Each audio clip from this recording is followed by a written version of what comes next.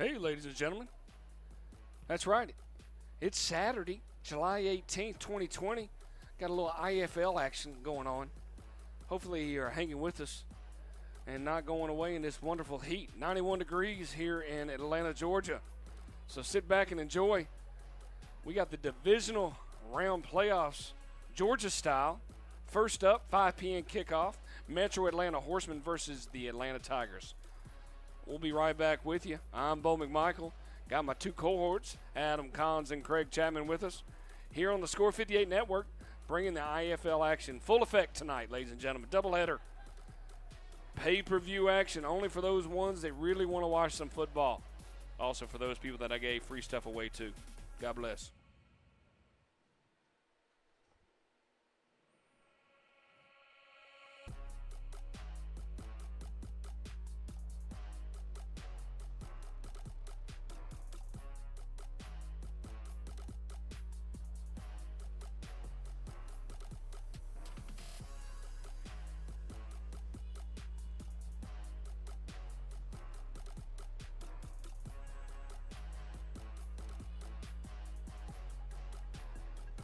All right, and welcome to the Score 58 Network. We got three very charming-looking young men out there in the world of technology. Got Adam Collins down to my left, Craig Chapman up to my left as well, or to my right, depending on if you are a person that can handle that involvement. I hope everybody's doing well out there in TV land and getting ready to start here.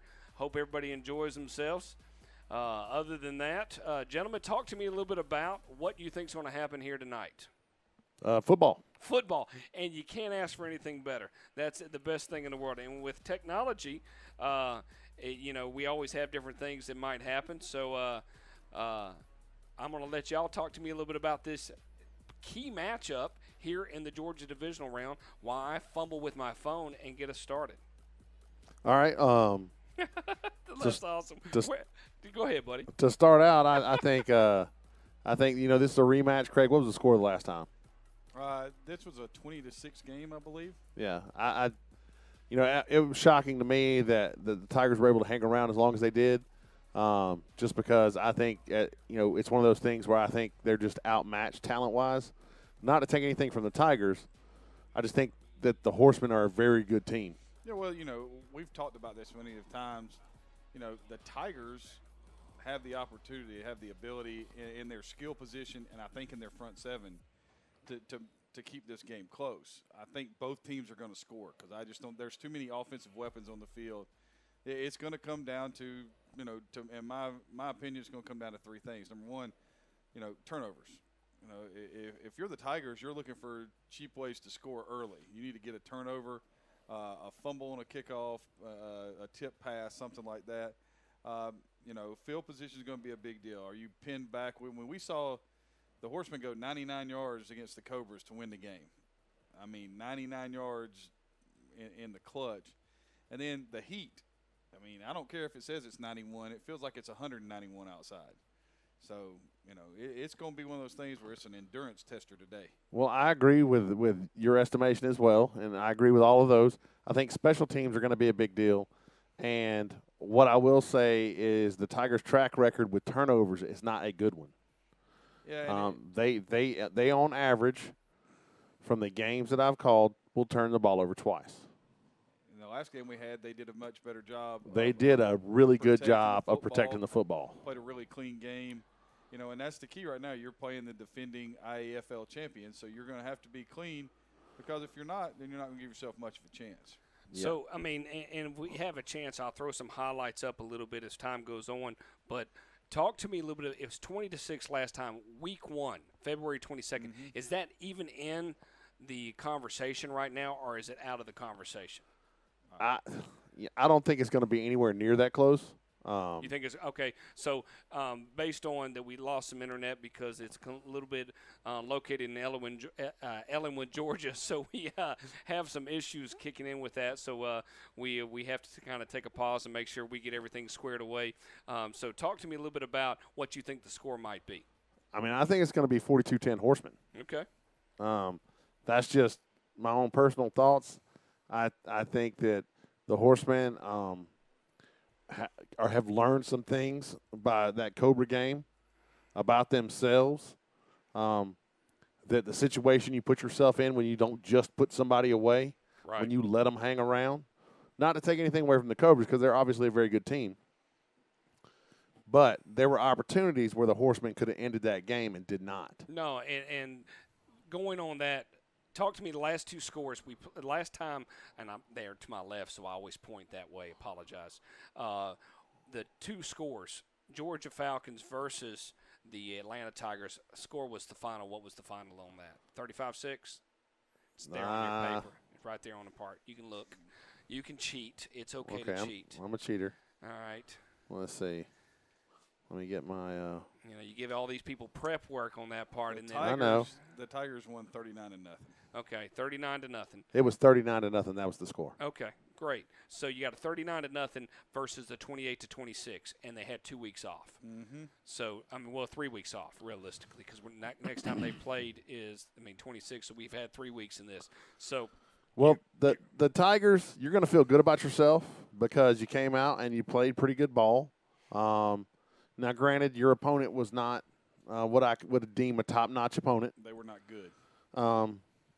But to me, I always learn more from my failures than I do my successes. And I think for the Horsemen, who were able to pull it out at the end of the game with a 99-yard drive, which shows your resolve. Right. I think that they would have to view their performance up into that as a failure, in my opinion. Okay. And I think that a lot of that comes from we watched the first game, our first week back, when the Tigers played the Spartans. Right. Dispatched them pretty easily. And then the Horsemen played the Thrashers, and that was a really good game, really high octane, explosive offensive game. And then the next week, we watched the Tigers play the Thrashers, and the Tigers had chances to win that game. And the Horsemen were up, by 50 points at halftime against the Falcons. And so then, probably after those 2 weeks, I don't think the Horsemen punted. I think the only 2 times they didn't score was when they fumbled a kickoff and they gave up an onside kick. That was the only 2 times they didn't score on offense. So the next week, when they're playing the Cobras, there was bound to be a letdown for them. In their mind, they're playing a team that hadn't played a game yet. Right. Nothing about them. They found out real fast. Yeah, those cats came to play. Yeah, but and the thing about it is that, Bo said something about, do we take anything from February? Well, I don't take anything from February because these are 2 different teams. We talked about the rebranding of the Tigers a couple weeks ago. Right. We've seen the much more explosive nature of the Horsemen's offense from earlier in the year. But one of the things we've seen in the last, in our time back from when the season restarted is that everybody's had a hard time covering the forward pass. And if you can't cover that, if you can't figure out a way to cover that against these 2 teams, they're going to explode the scoreboard because there are guys on both sides. When you start looking at Matthews and Johnson and Favors, for the Horsemen, they can light it up. And you got the same thing on the other side with the Tigers. It's not something that you want to get into. We always talk about you don't want to get in a shootout with these guys. Well, this game may just be a shootout. I know you said 42-10, 42-17, or something like that. I'm thinking it's going to be 42-28 and probably 35-28 late, and the Horsemen score to pull away and make it a 2-score game. I could be wrong, but if we were going to throw up a bold statement banner right now, I would say that the Horsemen are 3-1 turnovers. That's a fair assessment. I don't think it's a bold assessment because of what we've watched. You know what I'm saying? And I think that's going to be the difference in the game is that, now not to take anything from the Tigers because they did do a great job protecting the football the last time we saw them play. But, people weren't getting hit like it's going to happen today. And there's that we talk about this all the time, from our coaching experience. When you start getting tattooed a little bit and it's hot. Oh, and it's easy to fold up and go home. It's easy to be like, you know what? I don't need this. There's lots of teams that first, second, third week in August when football starts back in Georgia, things don't go right early, there's a lot of people sitting there. They thinking, will hey, fold up like a cheap suit. It's time we go home and start this thing again on Saturday. And I'm not saying that's what the Tigers are going to do. I think the Tigers have more gumption than that. But it is hard, hard, hard. And see, if the Horsemen jump out on them early, that's one of the worst things that can happen to a team in the heat is have somebody jump out on you early, because then what was already a daunting task just seems more so. But, it's the same thing now. With it being in the heat, think about the amount of energy the Horsemen, expended when they played the Cobras, and they had to come back from 2 scores in about 10 minutes of game time. Same thing. You fall down 2 scores right here in this game, and you're trying to play catch up. It's going to be a tough thing because your defense is going to be on the field. People are going to be running the football. It's a whole lot easier to rush the passer than it is to play the run, because playing the run is where you got to, Well, that's the thing that I think that the Horsemen have really changed themselves, and that they're multidimensional now. Whereas they had been a heavy run team. Now the passing concepts. And it's just so different from what we saw early in the year. Early in the year, they've struggled so mightily to get any kind of timing in the passing game, and then they took 7, 8, 10 weeks off and came back and started ripping seam routes. And somebody was at work on a chalkboard somewhere. Either that or there's some serious Zoom meetings going on. They had the greatest Zoom sessions in the history of the world on. Well, and the thing is that I think the Tigers to win today, they can't turn the ball over. No. They've got to play clean, and they have to be inventive in their passing game. I'm trying to recall the game where I was really disappointed. Oh, that was the Thrashers game, Coach. Okay. Because they have the ability to be very good on offense. And the week before that, against the Spartans, they had done a lot of different concepts. Or, maybe it was just the And I don't know if there was an issue with personnel, if there was an issue where a coach wasn't able to be there, or, coaches, we have off days. Lord knows. If you've coached long enough, you've called a bad game. That's a fact. You listen to anybody that's ever seen me call a game, every game is a bad game. Only according to the parents, right? It doesn't matter if you win by 50. Sometimes it's your own family that does it too. Oh, I forget about that. You get ripped when you go for Sunday dinner. But I think those are the things that the Tigers have to do. I think for the Horsemen to win today, they need to come out and play their football, play their brand of game, play their brand of football, and just be extraordinarily physical. And I'm gonna say this. I think the Tigers, I've always been a proponent of, if you think that there may be you're up against a team that may be a little bit better than you, you better make sure that you do the things that you do really, really well. But there's got to be, at some point in time in that game, you've got to have something that you're going to pull out of that bag of tricks, and you're going to use it. And you can't wait. If you feel good about it, you got to use it early. Oh, it takes guts too now. Yeah, you got to, because we know that bag of tricks, when you pull something out and it doesn't work, you look like an idiot. You look like an idiot. Yeah, you look like a dumb boy. So, but to me, that's the whole thing, about playoff football, is when do you take the risk? And if you're – well, it's the old refuse to lose type mentality that you're running into right now. The most important thing to understand overall wise is you lose, you go home. Yep. That's the biggest thing to grasp and understand, and then it's over with. These two teams have played the most games in the IAFL. Hands down, they have, based on what they've been through. So have they been battle tested? Yes. Anytime there's been an opportunity to play a game, these teams have played a game. The only off week they had was last week, July 11th. 4th of July, nobody played. So July 11th was the first time they had that off week, so this is it when you come down to it.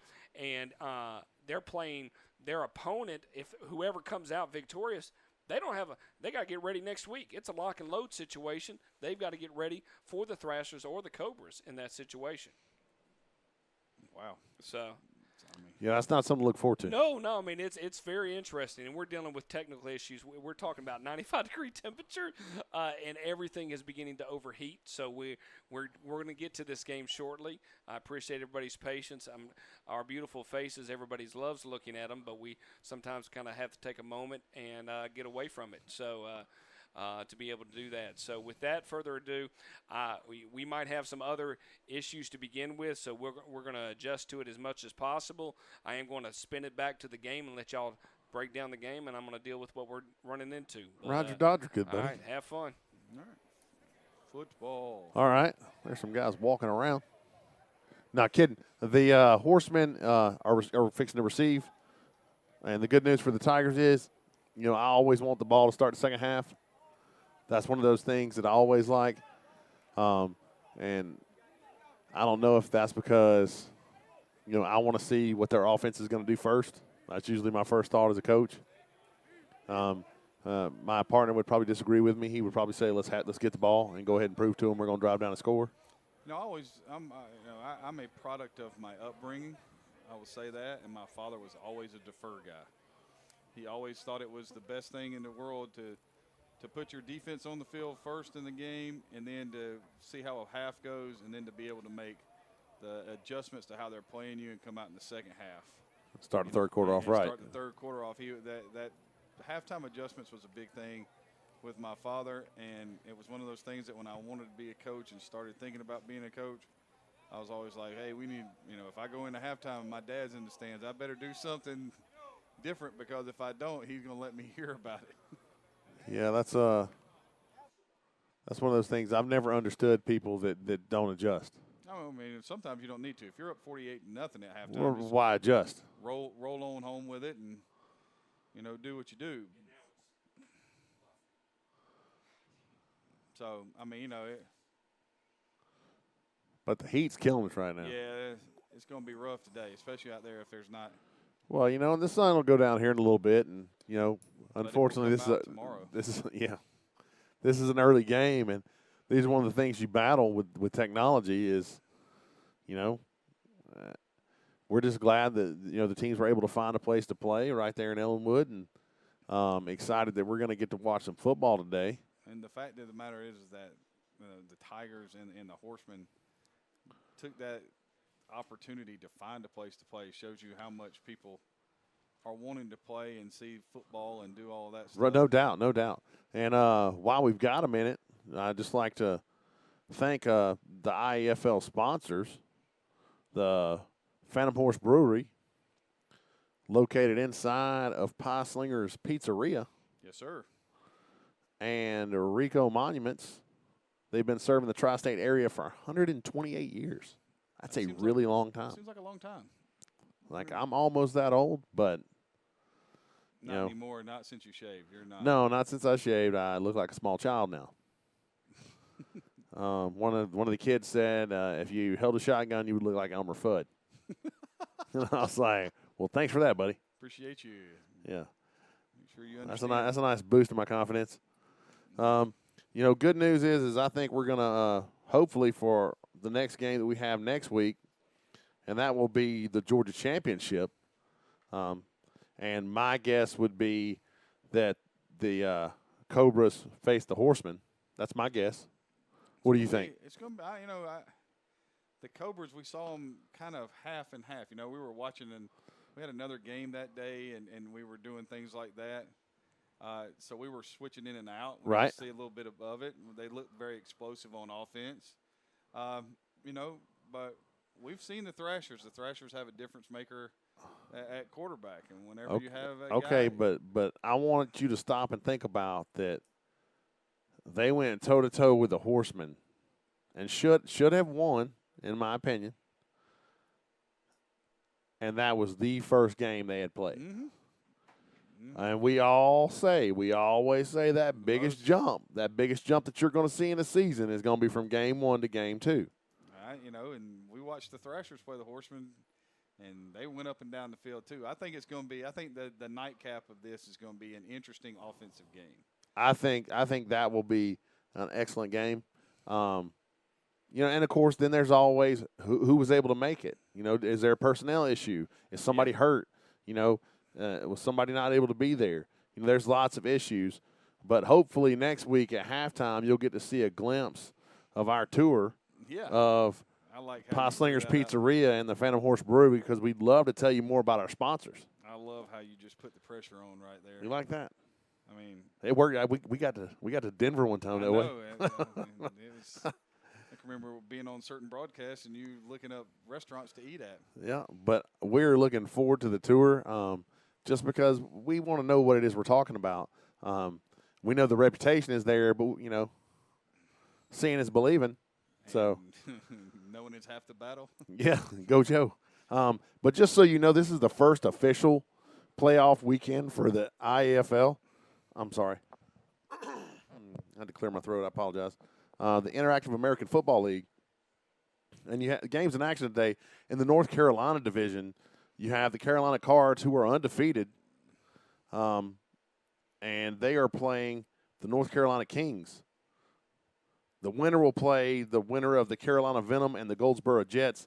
For those of you who don't know about the Carolina Cards, I didn't know much about them, but you and I got to watch the tail end of things and watch them beat the Sumter Sharks, who we know are a very good football team.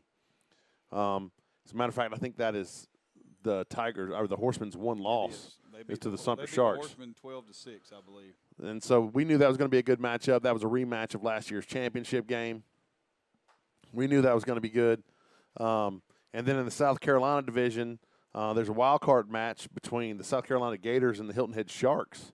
My guess is the Gators take that one, and then they'll play the Sumter Sharks after that, and so Sumter will come out of that one. So we have a heat-related update from our game. Okay. And an early score. Horsemen 8, Tigers nothing. Okay, so not only do they score, but they also got the 2-point conversion, and the 2-point conversion is going to be so pivotal. One of the issues that some of the teams have faced in the recent past is the inability to kick extra point or field goal, because there's a much higher percentage of that happening if you have a good snapper, a good holder, absolutely, and an average kicker. But that's the crazy part is with the extra point, the kicker can be average, but everybody else has got to be good. Yeah, and I was talking about this the other day with our new kicker at the school, and I told him, I said, right now the only thing you need to worry about is put the ball down here at the 10-yard line, and you worry on kicking it straight down the middle every time. And he was like, "But coach," I was like, "There is no but coach. Right now there is no snapper, there is no holder, there is no defense. You make sure you're perfect. All right, we know the other factors coming in, like you say, but you kind of take those three things out, and with the NFL pushing it back to making the extra point 33 yards, it makes sense to me to go for 2.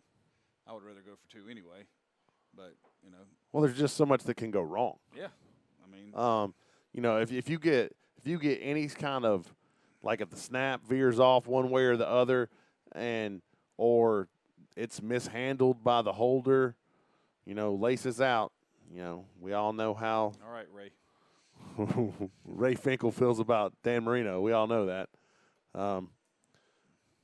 So I'll be interested to see today who actually takes advantage of the goalpost. I mean, it's going to be it's going to be an interesting thing. Perhaps, there's going to be a chance for a field goal right before half. For us, it would be really cool if there was one at the end of the game to win the game, tie, sure. For a tie or to win the game, that would be so cool to me. Well, it's one of those great things if you have a kicker that, I know several times in my career we were getting ready to go into half, and it's a tie ball game, and we get the ball and are able to go racehorse and hurry up offense, get down the field, and kick a field goal and go in up at halftime. Yeah, I mean, that's – shoot, in one of our title games, we were down 10-0. We kicked a field goal on the last play of the first half to tie it at 10, and then came back out and. Well, we went and made some adjustments. Yeah, and good coaches make adjustments. It's just that simple. I'm not saying I'm a good coach. I'm saying good coaches make adjustments. I mean, we're a lot better coaches when we have good players. There's no doubt about that. Bill Parcells said one time, all uniforms look good if you have good players in them. That's right. That's a fact. Unless you play for the Saints. All right. I know we're in Atlanta, but I like the Saints. I like Kamara. I like Drew Brees. I nothing personal against Alvin Kamara. It's just that at one point in time our paths crossed, and it was an unfortunate event. I was there, and it was really unfortunate. You're right about that. Oh man, it was very I was disappointed for you. Oh, it hurt. It was because I was simply a bystander and not actually involved, but that was painful, I'm sure. I did a podcast one time, and there's a couple of guys that were on that team, and they asked me a question, and we were talking about certain things, and they said, "Coach, what was your memory of that?" I said, "I remember scoring to go up 14-3 late in the third quarter, and a player that will remain nameless who ended up being a really good football player for us." He said, and we went to the fourth quarter, we still had an 11-point lead, and he looked at somebody, and I was walking by, and he said, 11 more minutes until I get my ring, and all I could think of was, why? Why did you say that? Why would you do that? Yeah, it jinx you. Yeah. What was that? Oh, okay. You're good. You're good, buddy. You just walked in front of me, so that's okay. You're good. We keep rolling here. That's how we do it. But the Mountain Division, the Fairhope Storm, after a victory over the Rams, will take on the Alabama Sabres today. And then think about how hot that game could be. Oh yeah. And then the East Tennessee Bears will take on the Smoky Mountain Ravens. And then, of course, the Georgia division we're talking about today, the Thrashers at first, the Tigers and the Horsemen, and then later tonight you'll see the Thrashers and the Cobras. And Georgia winner will play the Mountain winner, North Carolina versus South Carolina. And then the Phantom Horse Showdown at the end of August, the road to the Phantom Horse Trophy, IAFL 3. It's going to be awesome. I know I had a great time the last year when we did the championship game. Looking forward to it this year. You know, if nothing else, Tracy takes such good care of us at the games. Yeah. I mean, and he's fun to talk to. You know, I like to talk about people that somebody who's taken something that's his passion and has made a go at it and been successful. And he's very knowledgeable about the teams in his league. And he's very passionate about this league and the success of this league, and that's one of those things that you'd like to see. You know, it's just not something that he does, you know. Well, and to manage to still put things together when everybody else has folded up, you know, to me that's impressive and gutsy. Well, it's definitely gutsy. I mean, you know, we're sitting here every day discussing the issues that each state is having to go through. The trials and tribulations that is athletics. And I mean, and it's going to be I think it's going to be one of those things that continues on and off and until things change, if you get my meaning. Yeah, I agree. And, but I hear good news all the time. I watch the news constantly, and some of it bums me out, and some of it gives me hope. It's great to see that we're making progress towards a vaccine. And even the people that are naysayers are like, yeah, at least no later than Christmas. Yeah, I saw and that. So, unfortunately, a lot of this is political, and we get a lot of conflicting information. So it's kind of hard to tell what's going on sometimes. Yeah.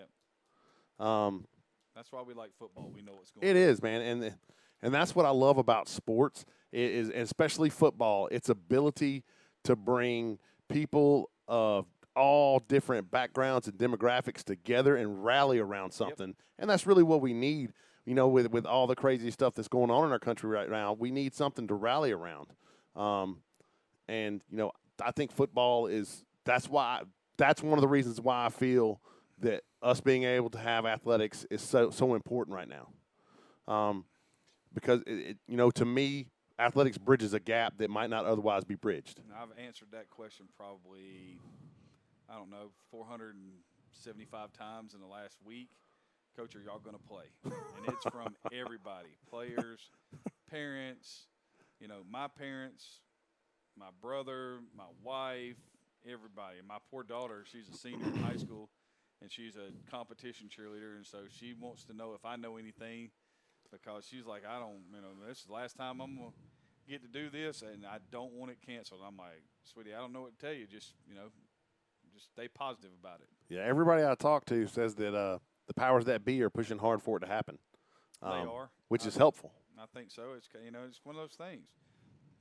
I just driving home today, going somewhere with my family, and I looked at my wife and I said, not to say anything. I said, but I can't wait for Friday.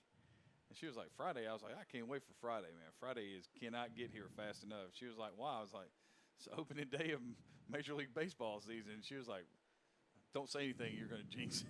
I was like, all right, I'll shut up now. I was like, I just want to watch something on TV. I mean, I watch, you know me, I'm not a soccer guy. Yeah. I've recorded and watched every minute of the Atlanta United games. Well, I told y'all last week I watched disc golf. Disc golf, baby. I mean, I'll watch anything. On the 4th of July, I watched the Cornhole Championships. That actually takes a great deal of skill. There's no way I could do it. And it's fun to do, in your backyard. I don't know that I would ever want to be competitive, just because my wife would murder me when I said, well, I need to train. So not enough beanbags in the world to support me doing that. And I will tell you, if thrown hard enough, those things hurt pretty bad. Yes, they do. And they were also, if you throw them at somebody in a frustrated rage, they'll probably get you in trouble.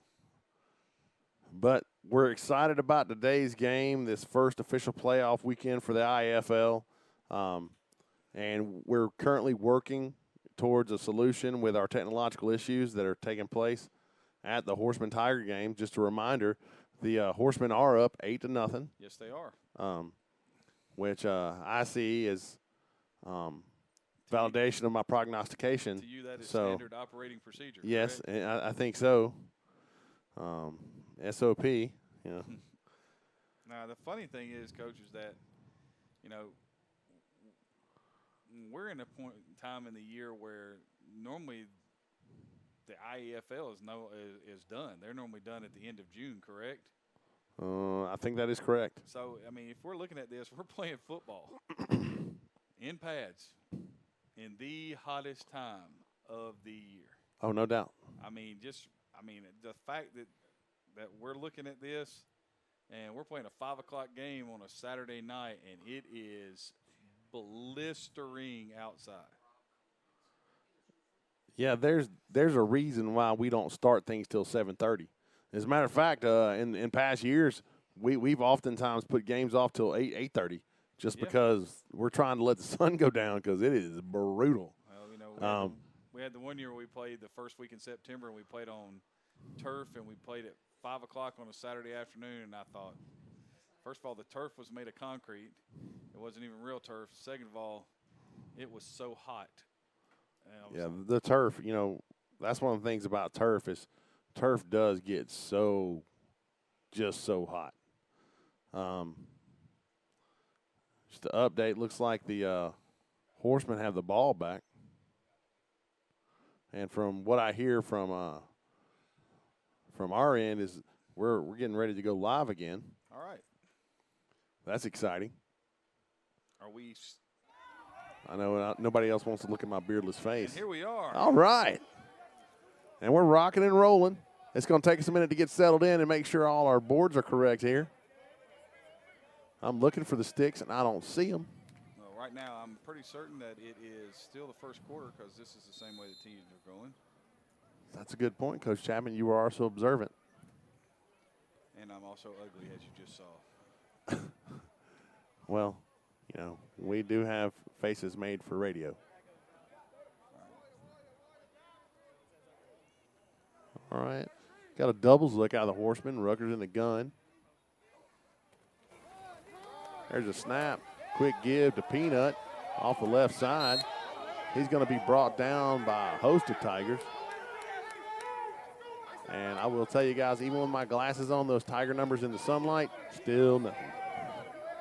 It's an orange blur to me. Looks like that's going to bring up third down. Is it third down, Coach? I'm looking at the sticks, and I'm trying to figure that out, my friend. Third down and about. Looks like maybe 7. 7.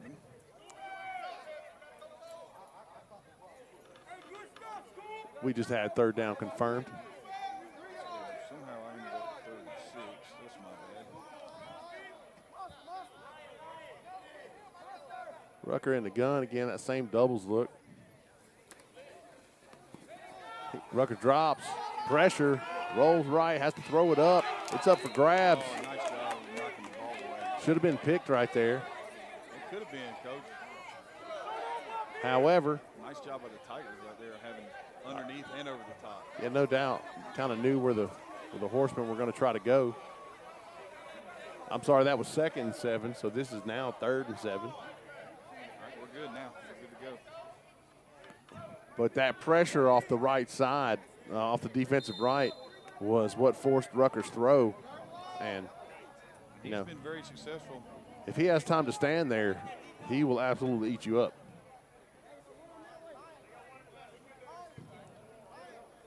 And so big down right here.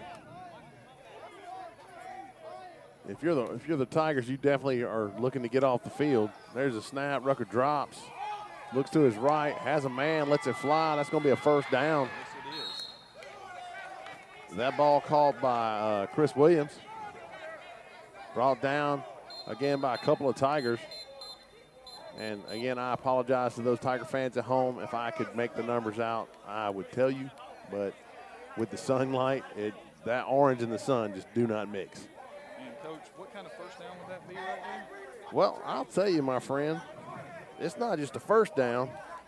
That's a Rico Monuments first down. That's what I thought, Coach. It is a Rico Monuments first down. And this is what I appreciate, because you remember everything while I can remember nothing. And that looks like we are going to have first down and 10 as we move to the second quarter. So at the end of one, the Horsemen up 8-0 over the Tigers. And we'd like to welcome everybody to this first official playoff weekend of the IAFL. It may not be a quarter shift. Okay, well, I haven't seen a move of. you can't give me bad information, Coach Chapman. I can't. I haven't seen a move of football yet. That's what I'm trying to wait on right here. So, No, I guess it was a timeout. okay. So it's like it's first and 10. The ball's on the 30. You see anybody declare the timeout? I did not. I did not either. I did not see an official's direction there. Okay. Anyways, So it's first and 10. The ball right here is at the. that looks to be the 30-yard line going in. So the Horsemen at the plus 30. And the the Tigers right here really need to bow their backs. They do. You go down 2 scores, and this could be rough to come back from. Rucker takes a snap. Trap. Quick give off the right side right there. Little trap action. Trying to see who that was on the carry. I think it's 15, Coach. That's Peanut on the carry. Gain of 4 is going to bring up second down and 6. But, second down and 6 I can work with. I can too. And I think that's, one of the things that you want to do if you're the Horsemen is just put together that drive. Just march it down the field. There's a snap. That same doubles look. Rucker lets it fly. Open receiver. And he's going to get in. There's no question about that. And it's not surprising who it is. That's Sammy Johnson, who is an absolute stud for the Horsemen. And there he goes. Nobody's even got a chance to catch him. And see, this is what I'm talking about. I just feel like there are too many weapons for the Horsemen on offense for the Tigers to deal with effectively on the back end. And you know what? You and I have talked about this all season, that where people like strong teams like the Horsemen and the Tigers, where their weakness is, their Achilles heel is the back end. Yes, it is. I mean, we can talk about it all the time. We can talk about, things. One of the hardest things to do is if you can be successful inside in the running game and then have the ability to push the ball down the field. Right there was very simple and basic slant bubble concept, but when you've got athletes and playmakers on the outside, I mean, it turned into a 26-yard touchdown real fast. Toss out to the right side. He's going to get in. Standing up. Never a problem. And that's 16, Coach. Who's that on the carry, right? 37? Yeah. That's Alfred Hughley. the third on the carry, in there for the 2-point conversion. And, I mean, I might could have run that one in. Those Hogs were out there moving earth. Good blocking by the receivers right there.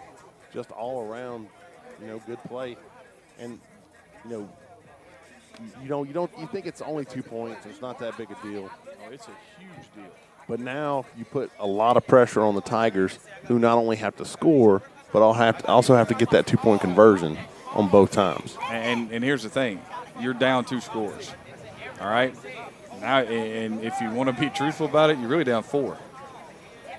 Because you got to get another snap and another score every time you score. Right. So if you're looking at this, if you're the Tigers, you got to score right here. You got to put together a drive, or you've got to put together a big play or something, and then you've got to it's got to be something that's a momentum shifter, a tide changer, however you want to, whatever way you want to describe it. Yeah, the Tigers need a spark. All right, they need something, and they're going to have to stand up on defense, because right now the Horsemen look like they're back to their got their flow, their groove back on offense. We didn't even get a chance to get into the Phantom Horse red zone. No, because we were outside of the red zone. Nope. Looks like we're having a little issue right here at the Trinity Sports Complex in Ellenwood, Georgia. We'll have to apologize for our technology, but I'm sure that our top-notch crew will get it fixed any minute. Yeah, they're going to keep working on it. I mean, I can't even imagine what it's like to try to I can't even turn the camera on. So no, well, I can't run any of those things. You know me, I have a hard time clicking the back end of a pen to make it work. So yeah, I'm not very technologically adept. So working on it. So we just saw basically, we saw on that drive we had a 16-yard gain for a first down on a 3rd and 7. So we saw a 3-yard run on a first down. After what it looked like when we got back to play, it looked like there was a catch that got him a first down, and then there was a 3-yard gain on the first play of the drive on like a little bit of an inside zone, and then pressure from the Tigers created an errant throw, which could have very well should have been a pick. Ended up in a turnover. All right, we always talk about turnovers, but if there were things in the game that turn chances and tides bigger than anything, it's missed opportunities. Well, I was about to say that's one of those deals where those DBs are going to go back and think, I could have stopped this drive. Yeah, I could have, who knows? We might have gotten great field position and gone in and scored. Mm-hmm. Because things like that, those kind of things kill me. Hey, I mean, we had a game one time where we fell down 14-0 early, and we came back and got it to 14-7, and right before halftime, the team that we were playing, which they were better than us, and they were more, we had 31 kids, they had 65 kids, right, and we're down there, we're stepping out of our league and playing up in competition, and their quarterback throws a football on an out route, and the only person there is our corner. And it hits him right in the chest, right in the number. And he's going to catch it, and he could fly. Yeah, he's a fast kid. If he catches it, he's going to run down the sideline. The game's going to be 14-14. We're going to go to halftime, and it's going to be a whole different story. And we didn't catch it. And they scored, and we went to halftime down 14, and it changed the complexity of the game. It does. It changes. And, the thing is because the one thing you can't control is how the kids feel about it or how the players feel about things. You can talk to them and explain to them and be rational with them, but you can't control how somebody else feels. No, definitely not.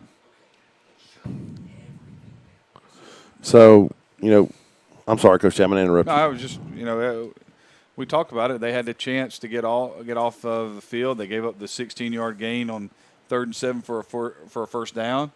Right back after that, it looked like the Tigers may have called timeout. Maybe there was that they needed to discuss something in coverage. We don't know because we'd only seen 3 plays. Right. So, so we're looking at it, and I thought it was the change of the quarter. So, looked like it must have been a timeout, and they come back out. They run a trap on first down, pick up 4 yards, and come right back with slant bubble on 2nd and 6. And Johnson catches it, makes one guy miss, and in the end zone he goes. And so, and I would say, I would make an argument that he's the best player in the league. I mean, you could say that. I think that, when you put him and 4 together, that's a really hard combination because Favors. Well, four is Williams, Coach. Yeah. But then you add Favors to that on the jet. Favors does the jet and the dirty stuff. But those two guys, Williams and Johnson, those are two dudes that, they're going to try to take the top off the defense. And they're going to do that, and they're going to force your hand in a coverage matter.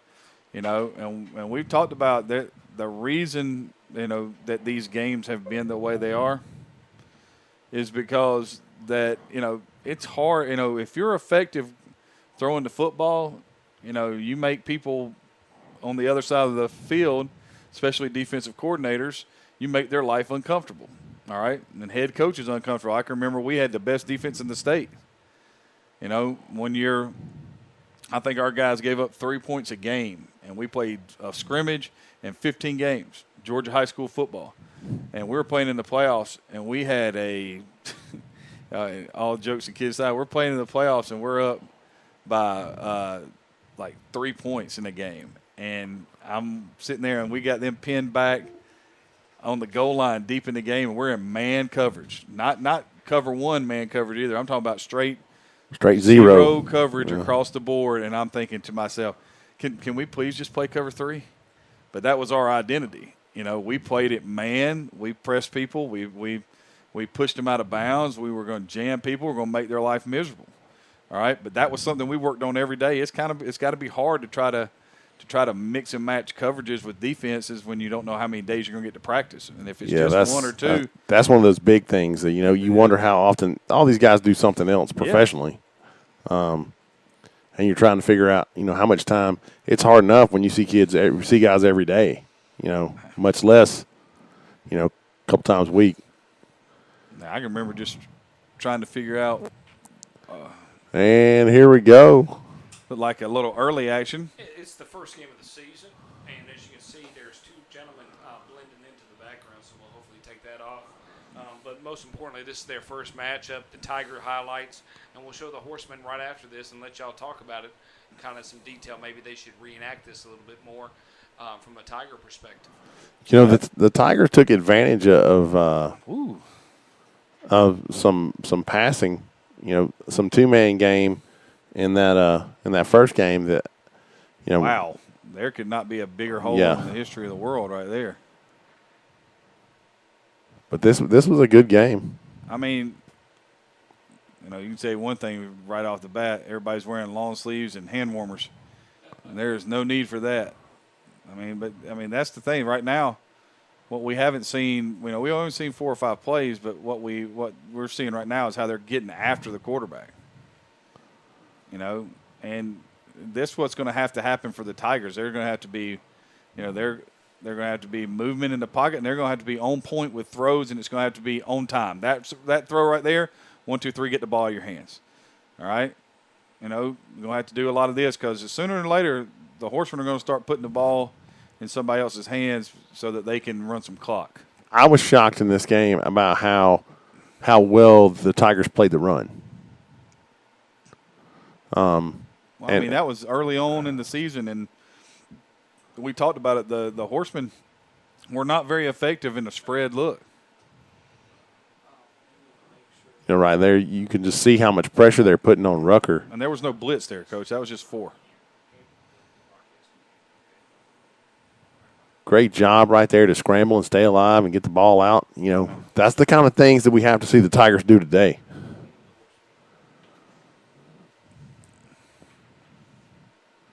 And we see this a lot. Yeah, that deep ball was Favors right there. Man, it was on the money.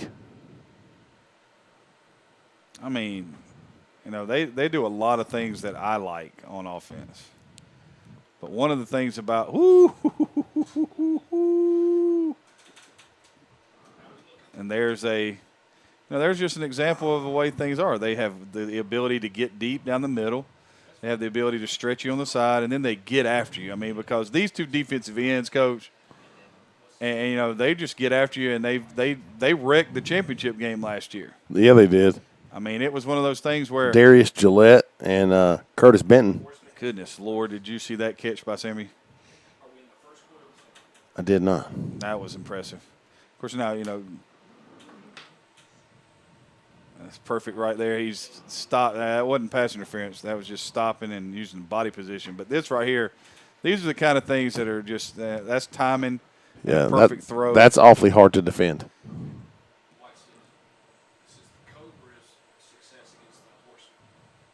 And they're attacking the same spots. And there's a pick. Yeah, that's just a hard. I mean, if you're going to throw a slant down the goal line, you got to throw it quicker than that. That's a heartbreaker. But this is the things that you've got to see again. This is what people have done since the return to play against the Horsemen. They've attacked them with the pass.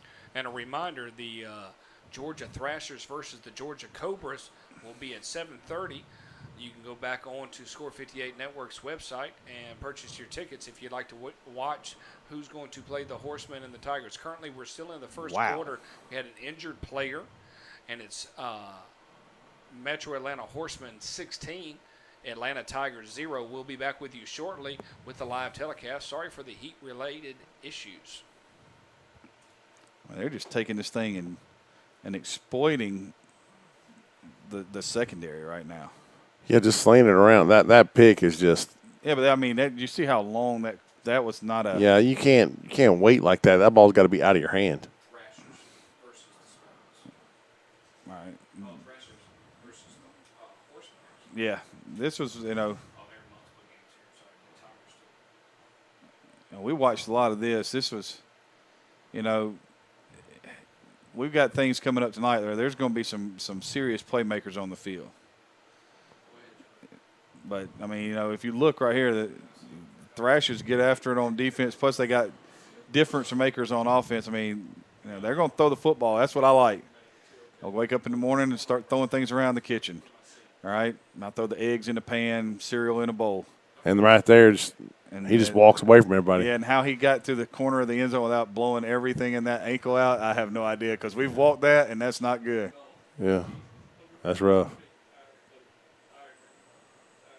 Whew. You got to be picked. Yeah. I mean, they have just cleared the player off the field for the Atlanta Tigers, and we have action, and we'll get back started here shortly. It was a serious injury for the Atlanta Tigers. We hope that he heals, and we'll try to get his number and figure out who that person was. Here at the Trinity Sports Complex in Ellenwood, Georgia, I'm Bo McMichael with Craig Chapman and Adam Collins, watching some highlights of a game that's going to happen at 7:30 at the Jaguar Community Center. But right now we're in the divisional round, game 1 of the Metro Atlanta Horsemen versus the Atlanta Tigers. Gentlemen, I'm going to throw it back to you all. Y'all are doing a great job with the adversity. You're handling it very well. People will write haikus about you later on in life. That's what we do. Okay. Adapt and overcome. I always wanted to just take my helmet off when I made a tackle.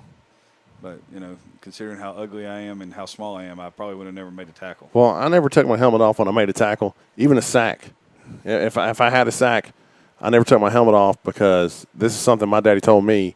He said, you shouldn't celebrate because all you did was your job. I think your dad and my dad knew each other. My dad said that he hated when running backs would celebrate or quarterbacks or receivers would celebrate when they score.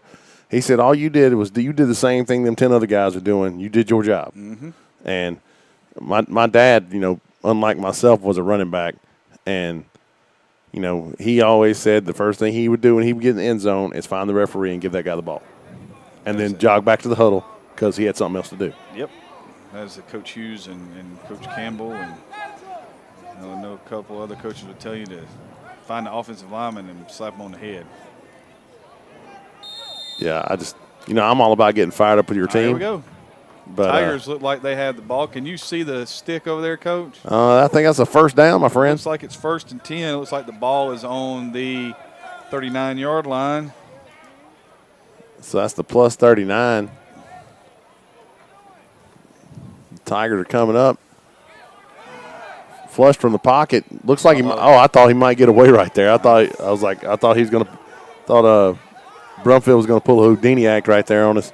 What number is 33? Whose number is that? 33, Coach? 33 was on the tackle. Mm-hmm. That's going to be DeMonte Queen. Still in the first quarter right here. The Horsemen up 16-0 on the Tigers, making me look like a genius right now. You are the man. Which doesn't happen very often. So, what do we get right there, Coach? Loss of what, 3? Yeah, it looks like the Tigers have gone to empty. Brumfield in the gun.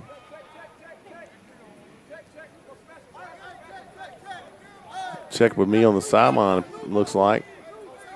Either that or somebody's out of place. They need to hurry up and figure that out. They're going to have to call this time out. Shift to kind of a funky backfield. This is weird. That's extra wide. People are still moving. Okay. Gets the ball out quick on a little dart, and he's going to get knocked out of bounds. For nothing. Number 27, Kevin Carter, and number 21, 7 Chanel on the tackle. It's like he lost 2 yards right there, Coach. Yeah, that's not a good thing. I like the plays that go forward as opposed to backwards. I've always been a fan of that. I understand that. Call me crazy. Looks like they're going empty again, and I mean, I don't know if maybe they're going to fake the bubble screen here and try to throw something long. You need to get some of it back because you're going to try to. There's a snap. Rumfield drops, looks out to his right, fires across the middle. That's going to be picked off. Here he comes back. That's Chris Williams. Nope, I'm sorry, I apologize. That's number 6 coming down the sideline. Nice return on the interception. Fred Dixon on the pick right there. And, you know, for the Tigers, it just went from bad to worse because now that I look at where they are on the field, they were on the minus 39-yard line, not the plus. And so now you've given the Horsemen the ball at the 25-yard line, and they're going to make short work of that. Yeah, it's not going to be, you know, you talked about turnovers. We talked about turnovers. All right, the ball's going to be on the 25-yard line right here, Coach. You can't give short fields. No. And it can't be a short field. There is a minute and 30 seconds left in the quarter, not the corner, the quarter. At least that's what I'm hearing. I can actually hear the clock ticking. And for those of you at home that are wondering why I know this. But the Horsemen come out, and you can see the body language on the Tigers right now. Mm-hmm. If you play defense, you got to be like, come on, man. Because it is tough when the offense can't get anything going. You see the Horsemen line up in that little funky stack bunch. I think the guard moved, so I don't know if they're going to call it on him or not. But no, it's always on the defense. Defense should have done it. So now, formal coach would yell, they cheated. Yeah. And so now it's 1st and 5 at the 20-yard line, which puts us at the edge of the Phantom Horse Brewery red zone. We're in the red zone, Coach. The 20, man. There's a snap. Quick toss out to the right. There is nothing out there. And really nice played defense. Really well by the Tigers. That was outstanding defense.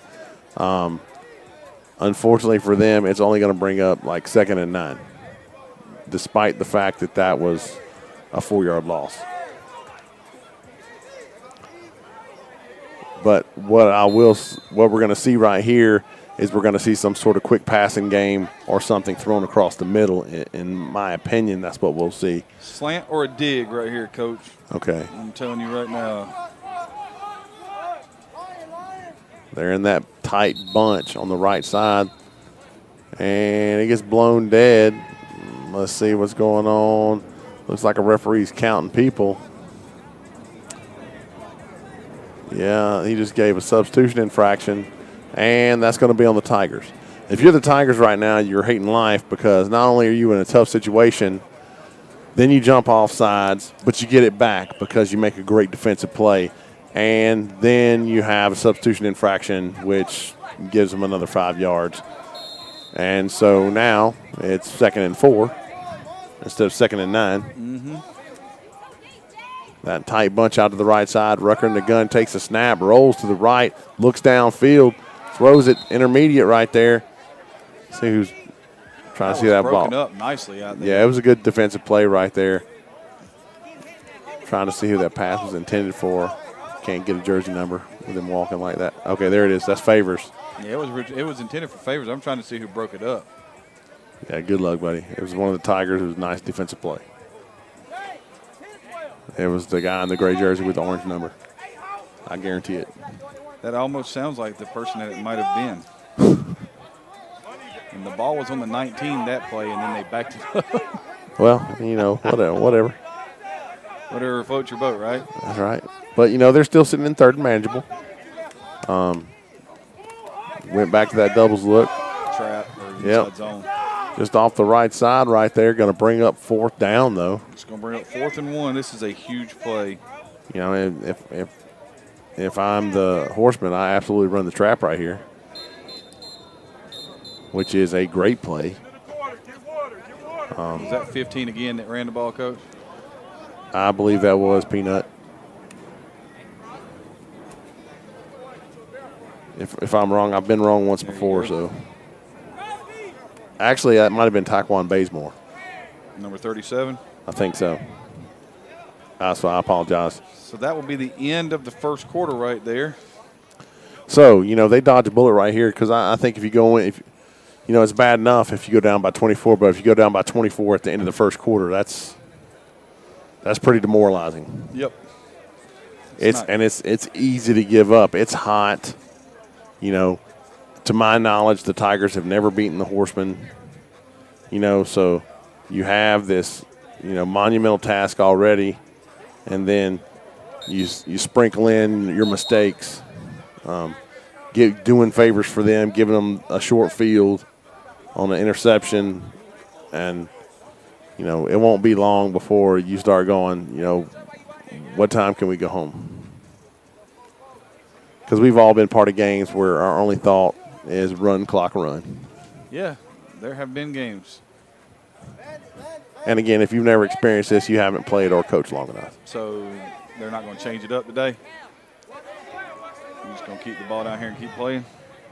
Looks like it. So the start of the second quarter, Rucker in the gun. Inside give, yep. And easily gets the first down, good for about 4. Got 6. 6. That's why you're in charge, because you're good at math. And so that's going to be 1st and goal.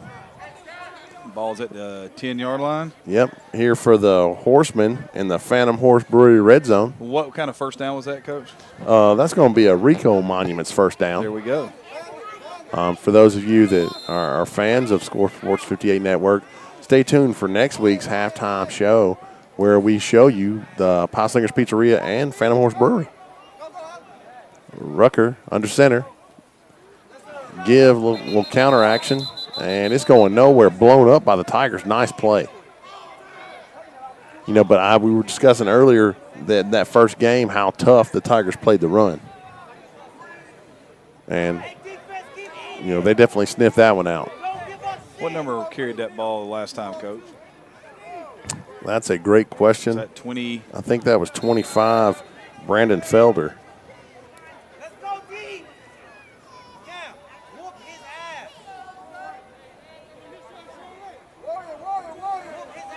You know, it's fun to watch the Horsemen. They go with a change of pace here, bring everybody kind of in tight. And there's a snap. Looked like the guard started early, but nobody said anything. Tough run right there, but not much doing. That ball carried by number 5 for the Horsemen. So now they're back at 3rd and goal at the 10 right here. You know, but this is one of those things where if you have a field goal kicker, yeah, I mean, you're looking at 16 yards, 17 yards.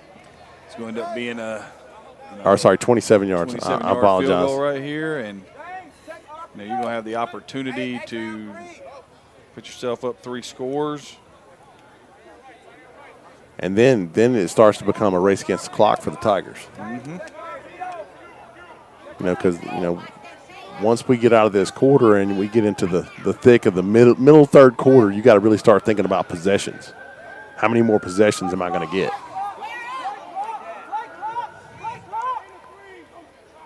True gun backfield. Rucker looks, throws it out to the Touchdown. right. Yep. That is a beautiful throw. That throw was to Williams, and it was on the money. The DB never saw it. And Williams, congratulating his teammates, and explaining to the Tiger defender that, it was indeed a touchdown. I think maybe there was some dispute there. Well, I don't know what the dispute would be, because he just ran a perfect route, gave himself plenty of time. I'm not sure what the call is right here. They saw somebody throw the ball straight up in the air, and then the referee threw a flag towards the sideline. So we're having some technical difficulties right now. Right here, we're watching a little bit of action of the North Georgia Cardinals game. I'm looking for who they're playing today. North Georgia Cardinals versus the Georgia Cardinals. So it's all Cardinals up at Gary Perkle Park. All Cardinals all the time? All Cardinals all the time. So we're Cardinals against Cardinals? There's no doubt. Osborne just broke out and had a scrimmage. Yeah. Although I do like I'm trying to remember who's who. I like the Georgia Cardinals uniform. A little give on an ISO right there, and it's not getting anywhere. They picked him up and body slammed him. him. Yeah, blow the whistle, blow the whistle.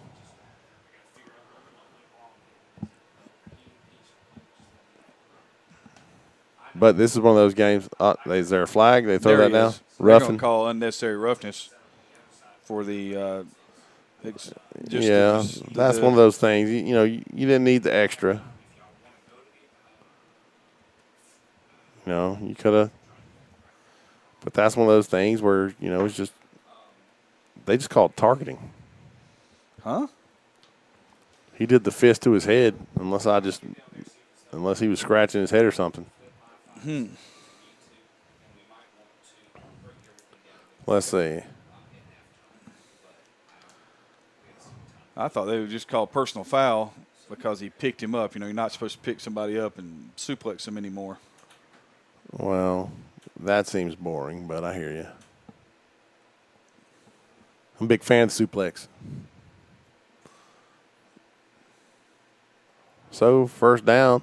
Ran a little inside dive right there. Yeah, good for a couple. I thought we were going to get some option. I saw the quarterback come down. It was impressive right there. Gain of about 2. We both know what that field's like. That's a rough field to fall on. First of all, if you fall on that field, you might as well just go ahead and take all the skin that you had and get ready to replace it, because that's not even real. That's nothing. That's the stuff that you buy at Walmart that you put on your back porch, the fake green-looking stuff. It's not even turf. It's the green grass that you put on your back porch. But it's a playing surface, so. It is. And, buddy, it is hot, and it's also known as concrete, green concrete. Looked like he might make something out of that. That's a really nice play right there. It's tracked down pretty quick. He almost ended up with a football. We've been able to see the Georgia Cardinals play before, and we know they play pretty tough football. Yeah, they had a really nice, their first game. We were very fortunate enough to get to see their inaugural game, and it was interesting, to say the least, how that one ended. Oh yeah, that was a different one. We had people walking off with yard markers and first down sticks, and I think that was a misunderstanding. I would definitely hope so. But got a little 21 personnel right here for you, Coach. Good chance for a pop pass. They got 13 people in the box. There's snap. give off the left side. It's Going to be wrapped up pretty quick. 4th and 9 right here. Well, If you're going to try to run the football into 9 people in the box, you get good luck. Yeah, I wouldn't do that.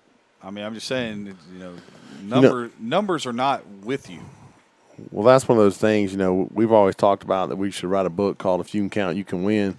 Exactly true. And count people in the box and decide what you're going to do. In this day and age, with everybody going from the line of scrimmage anyway. Yep.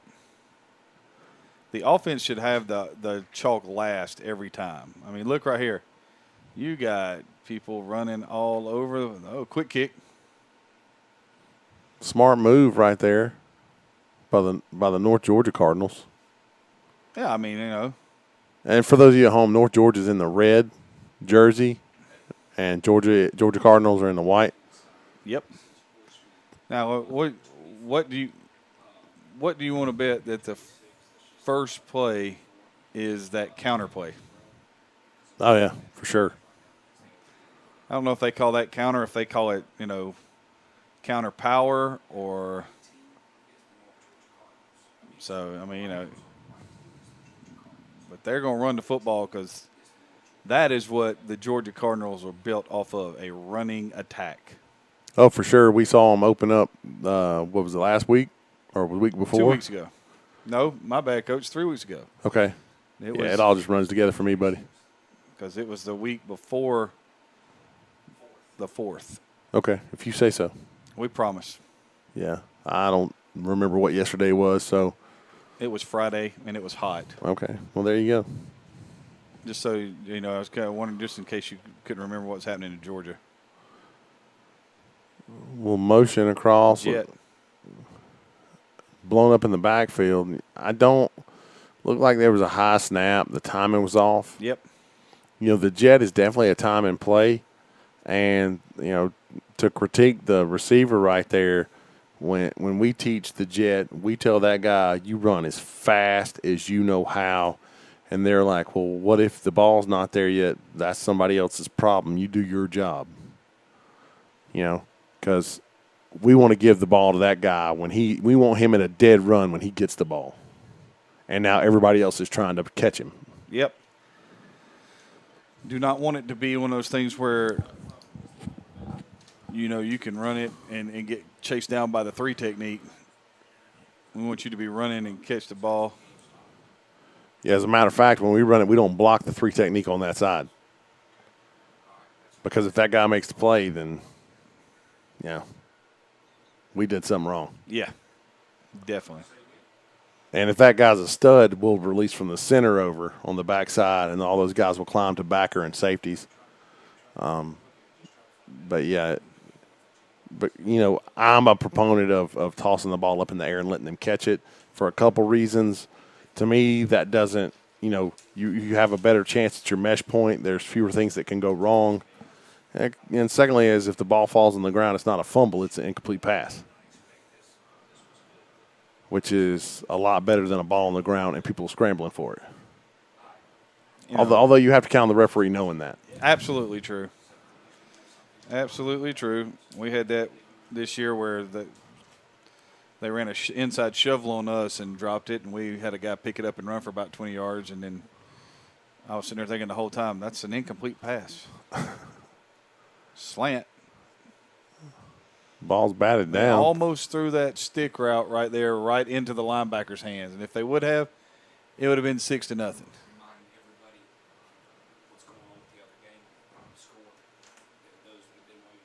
All right. Just a reminder, to my knowledge right now, it's still 16-0 Horsemen. No, so it was, they just had scored. It was 22-0. It was they're going for 2 right now. Oh, okay. There was an injured player before for the Tigers. We're sure hoping this is nothing too serious. That the ambulance is there is just precautionary. But I will tell you that if you think something's wrong, just go ahead and call. Err on the side of caution. No doubt. Don't be that guy that tells his kid to get up with a broken femur. Don't be that guy. Yeah. Starting to hurt my feelings, Coach. Told my daughter one time, she told me her elbow hurt. She had fallen at school, and I'd been called and told that she fell and that she got up and she kept playing. And the next day she told me that her elbow hurt. And I said, all right, where at? And she showed me, and I was like, are you okay? And she was like, I think so. And her mom called me later on that day and said that she had done a cartwheel and heard something go pop. She had a fracture in the growth plate, and then it broke. I was like, I am the dad of the year. I will now go to jail. That's a bummer. It was bad. I mean, It's like the Georgia Cardinals going to punt it out of there. Great punt and really good coverage. somewhere Scott Warner is screaming.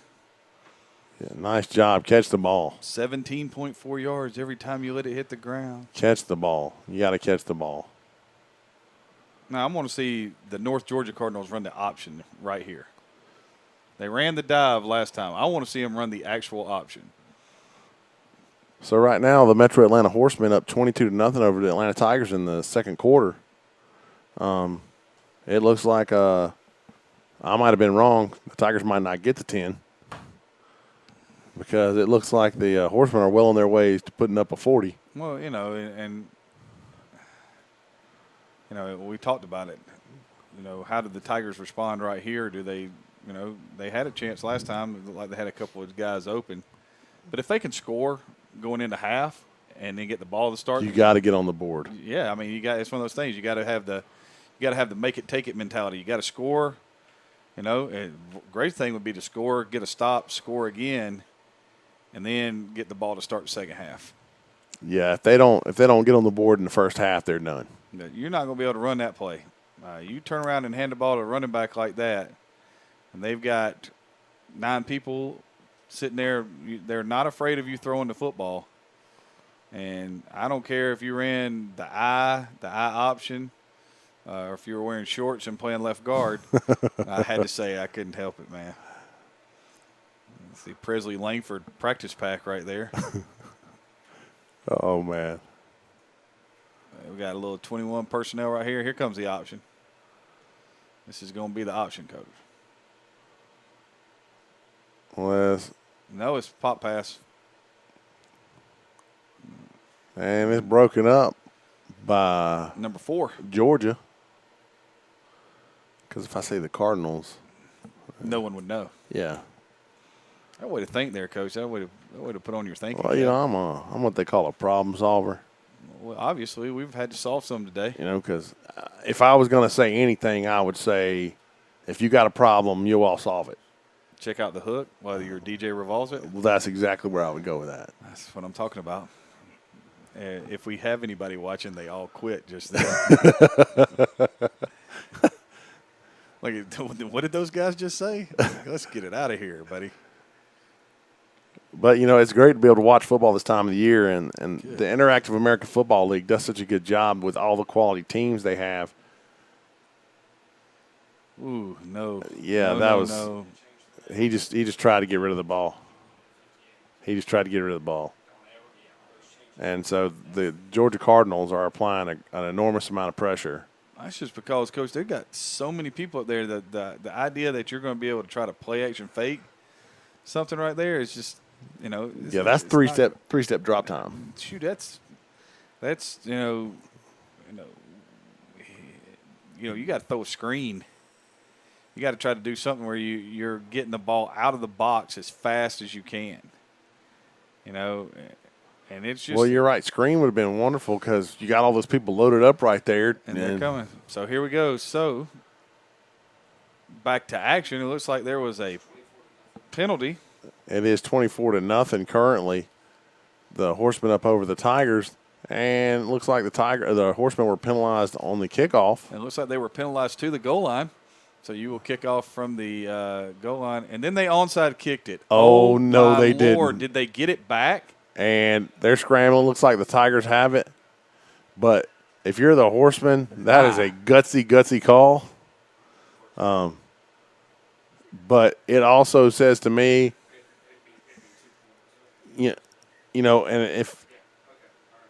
if it's me, Oh, wow. I look at it as the Tigers Like, that's insulting because you just said, hey, we can't score even from right here. They've moved the ball up because they said it got touched too early by a member of the Horsemen.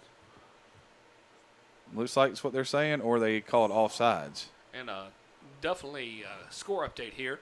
Happened on the 2-point conversion. Tigers intercepted it, ran it back, got 2 points on the play. So it's 22 to 2. 22 to 2, that is correct. Sorry once again for this. Okay, so my 10 might actually happen. Yeah, this wonderful technical issues we're having. There's a lot of 2s on the board right there. Yes, there are.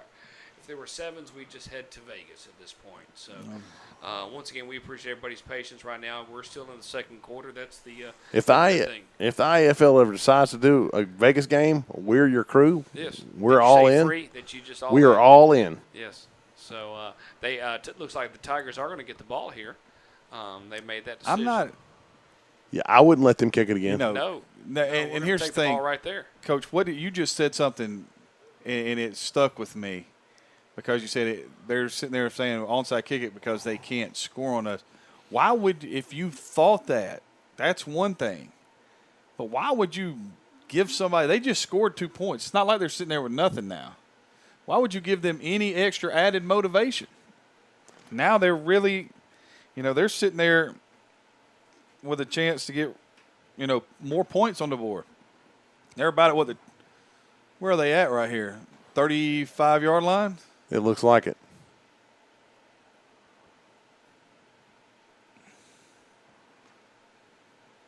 Looks like they're trying to communicate a protection.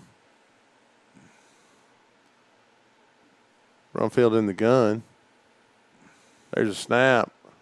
Pressure's coming from the outside. Has a man. He's open. Oh. Tried to run smash. That's a really nice concept and a really nice route. Yeah, the Horsemen were beat bad that time. But the Tigers unable to connect. That's, again, one of those opportunities that, you'll look back on, the Tigers will look back on and go, man, that could have been the difference.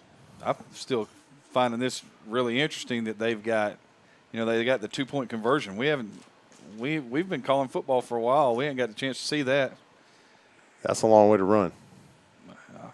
Somebody ever get somebody some oxygen. I know that much. Empty. There's a snap. Pressure instantly up the middle and from the outside right there. Able to get the ball out. And let's see what the referee's going to mark him. I haven't seen him wave it out of bounds yet. They're saying it's complete. Yeah, we didn't get anything. So it's like it's about in the same spot. It does look like it's in a very similar spot.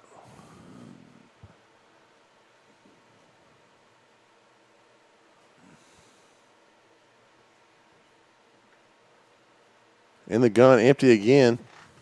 Got a little bunch action right here. Here we go. Motion a receiver into the backfield.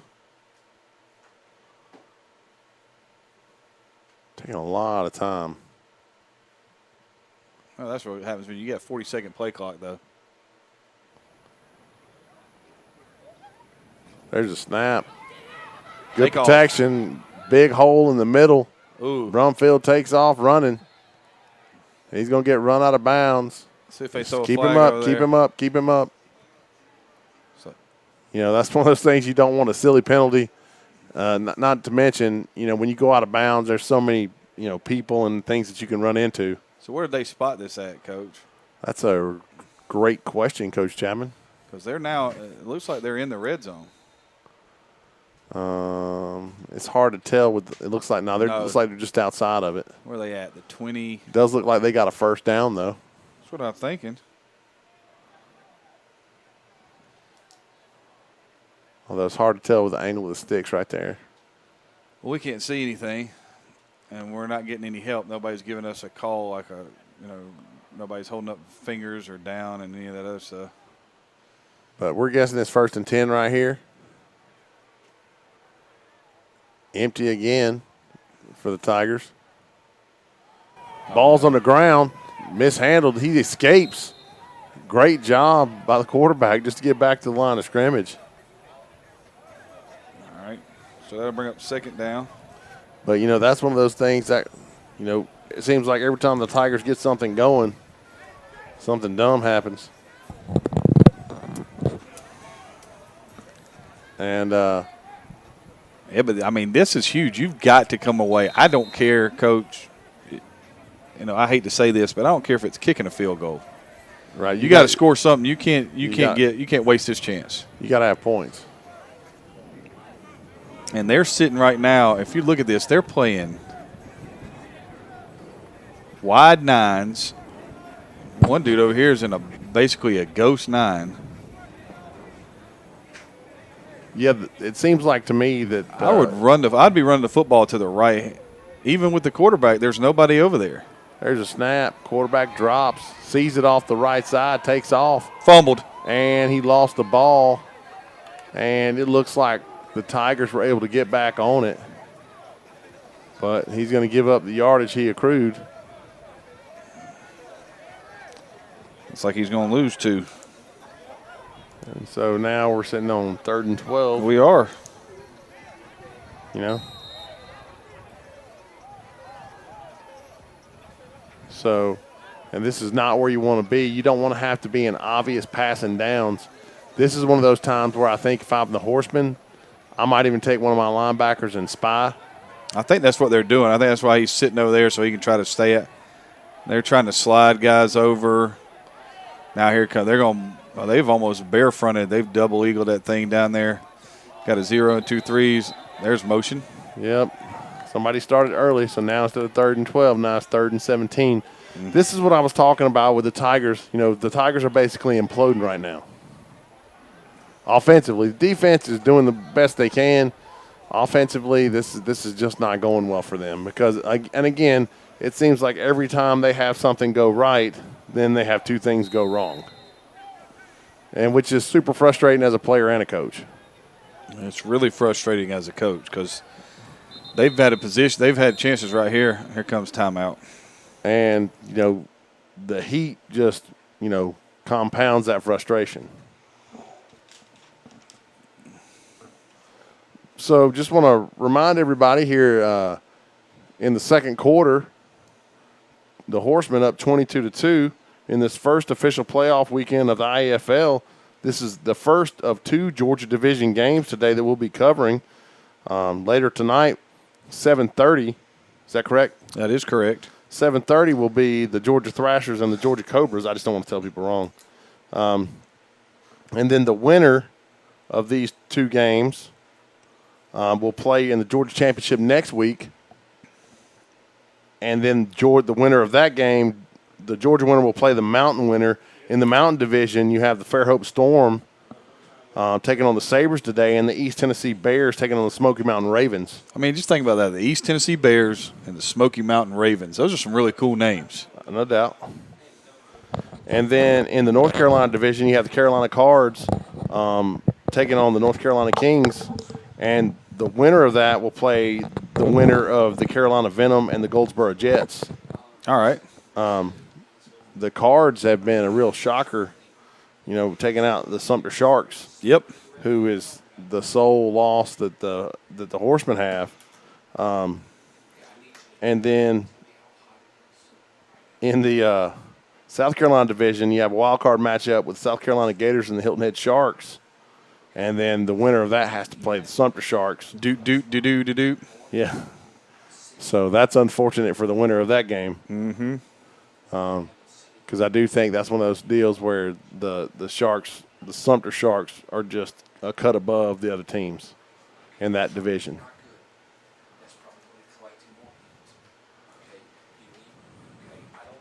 So, but right now what you're getting to watch is you can see North Georgia Cardinals. That's a really nice cut right there. It was. It's not going to be very fruitful, but it was a good cut.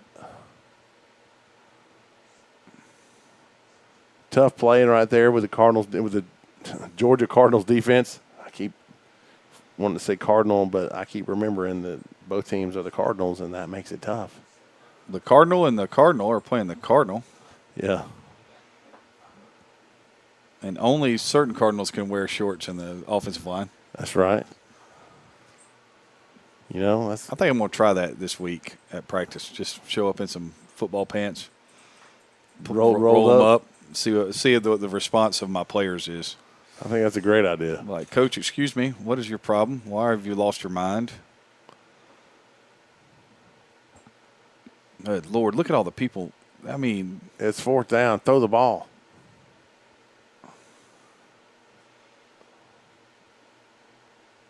They tried to run a quarterback sneak. They should have ran a backside George reverse. They keep talking. You got it, buddy. I mean, I don't understand that. It was a 4th down and about, 4 right there, Coach? 4th and 5, and we ran the quarterback sneak. That's a lot of confidence in your quarterback sneak right there. Yep. That was that was an old Friday Night Lights moment at the end of the game where he's going to run a, trap. All right. So, just an update. It is 24-0.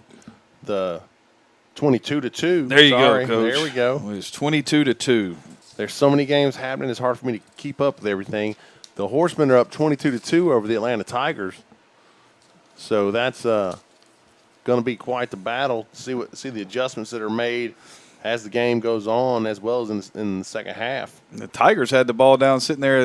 I think when we left, it was 3rd down and 17. The ball was at the Horsemen's 29. They had gotten a first down, inside the 20 or inside the 25, and looked like they had a chance to have some big stuff happen. Drop the football on the ground. Their biggest thing is they've got to score. And when I say that, everybody at home is like, yeah, really? They've got to score? Yeah, you got to break the seal. But, if you give yourself a chance and you put yourself in the thoughts of the other team. Because right now at 22-2, the Horsemen are like, all right, we got this thing. We're rolling with it. You score right there and make it 22-10, now it's a whole different thought process. No doubt. It changed the game. Yep. When they had it, the corner route right there, he was going to be first down at about the 4-yard line. Hey, and because we don't have wonderful special effects going right now, talk to us a little bit about other games in action in the IAFL that's going on, and we'll be able to throw those games up as time goes on. But talk about the North Carolina, South Carolina division, and also, did you already do that? Like seconds ago? Yes, sir. On point. I looked at you and looked at that. Hey, man, I am literally smoking the bear right now. I am putting out fires left and right. So, all right, that's good. That's no problem on that part. One thing to mention, these two teams, Georgia Cardinals were formerly a part of the GDFL. That's the Gridiron Developmental Football League. That league shut down 3 weeks ago, right after their first game. The North Georgia Cardinals are part of the NDFL. That's the National Developmental Football League. So both of these leagues are shut down, but they said, hey, we've already been in training. We've gotten everything's going. Let's play another game together. And so they set up here at Gary Perkle Park, and they said, hey, let's give this a shot. So we appreciate both teams coming out, and we'll see if the Cardinals have another game as time goes on. Once again, I apologize for the choppiness. Because of the heat and the humidity, the stream is very choppy. We're actually able to be clear because we're coming out of our local area. But hang in there for those people that are waiting for the Horsemen and the Tigers. Currently, it's in the second quarter. We have overheated 7 times. This is good times for us all. We've not experienced things like this in quite a while. So, and the humidity and the 94 degrees out there is not helping where we're filming. So we'll be back to live action. Tune in with us a little bit later, 7:30 p.m. at the Jaguar Community Center, where we're going to see the Georgia Thrashers take on the Georgia Cobras and realistically the right to play the Metro Atlanta Horsemen. It is 22-2. I don't like to put salt in the wounds, but hey, let's see what happens. Gentlemen, I want to hand it back over to you. All right, take a quick minute to thank our sponsors, the sponsors of the Interactive American Football League, the Phantom Horse Brewery, which is located inside of Pie Slinger's Pizzeria. No problem, buddy. Okay. And don't forget, next week, you'll get to see the preview of both our tour of both Pie Slingers and the Phantom Horse Brewery. We're excited about that. Also, we'd like to thank Rico Monument, serving the tri-state area for 128 years. If I don't know, that's a really long time. That seems about how long I've been bald. Well, this is my position that God only made a few perfect heads, and he put hair on the rest of them. So that's that's my thoughts on things. That was good, man. That actually made me laugh today. Well, and that's why I'm here. I'm a comic relief. Yeah. Unfortunately, like I've been told many times, if only other people thought I was as funny as I think I am. Yeah. Somebody told me one time there were 250,000 comedians out of work, and I was trying to be funny. Hey, be nice. All right, ladies and gentlemen, once again, we're in the North Georgia Cardinals at the Georgia Cardinals. The kind of a mix APDFL or GDFL versus the NDFL. We will be bringing you the IAFL coverage here shortly. We're still in the second quarter. The Metro Atlanta Horsemen are up 22-2 over the Atlanta Tigers. Once again, sorry for the nice technical heat issues. It is a good time in Georgia today. It's hard to do this when you're playing football in the face of the sun. Well, there's a reason why the devil went down to Georgia. I think, It's because it was about the same temperature as where he was from. Yeah, and I'm just telling you, as hot as it gets here sometimes, I'm not sure I would go outside for a fiddle made of gold. I just don't think so. I know one thing. I was, doing a little house sitting for my in-laws, and I had to run home and check on my house. And there's a difference between my house and their house, and my house's air conditioner runs unbelievably well, and the other house, the air conditioner might be, it might be running, but it's not set to where it can actually be cold in the house.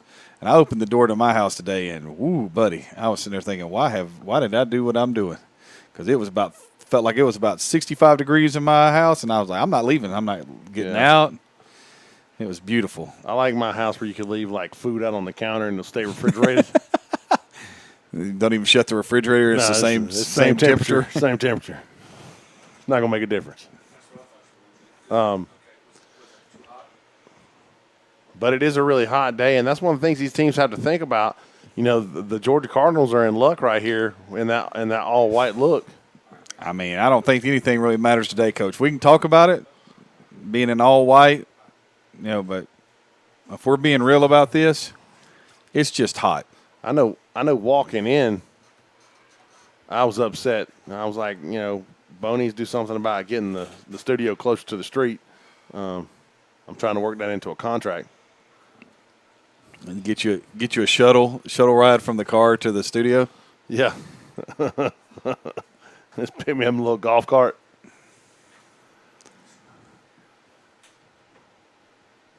But this is a defensive game right now. Yeah, I mean, no score and not really much any offense to speak of, and it's just a game built on let's see how many people we can send forward, how many people can we attack the backfield and the quarterback with, and that's not legal.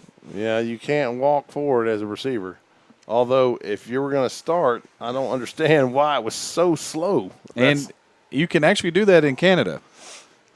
But and you can do it in arena football. Which is probably about the only place where, you could play football today and not be blistering. Yeah, it's rough outside. That's the truth. Now, I had to giggle this week. Our guys wanted to practice in the morning because it was so hot last Thursday, and they were like, Coach, we need to practice in the morning. I was like, what time do you want to practice? And they said 9 o'clock. And that first day we were out there, the dew started to come up off the grass, and that humidity hit the air, and they were like, what in the world did we get ourselves into? Throw across the middle right there. And caught. Nicely done. I mean, watch this right here. That's a nice job shuffling your feet to stay alive in the pocket. Then a nice job of catching the football. I mean, knowing you're going to take a hit. Quarterback shuffle to the open area of the pocket. Very nicely done. Went ahead and held onto the ball. That's always a good thing. And it was positive yards for like the first time in 2 quarters. No doubt. Brings up like 2nd and 7 maybe. I'm going to give them 2nd and 6, Coach, just because I'm generous. What? You're a generous guy. I'm in a generous mood today.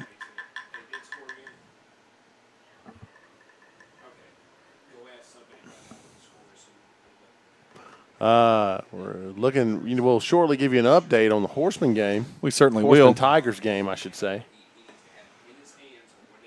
So, but right now you're getting to watch some cross-league action between the NDFL and the GDFL. Yeah, interleague action. I thought that was only in baseball. There you go. A couple updates. We will come back at the second half of the Metro Horsemen versus Atlanta Tigers. Currently, we are getting the score update, but everything seems to be up and operational, so we're excited about that. And we'll get started here on the second half of that game unless the world decides to implode. Once again, we apologize for the technical issues. At least we're able to bring you one game so you don't have to look at these two beautiful gentlemen that I see every day of my life. Adam Collins and Craig Chapman here at the Score 58 Network. Once again, I'm Bo McMichael. Glad to have everybody with us, getting ready for the 7:30 action between the Thrashers and the Cobras.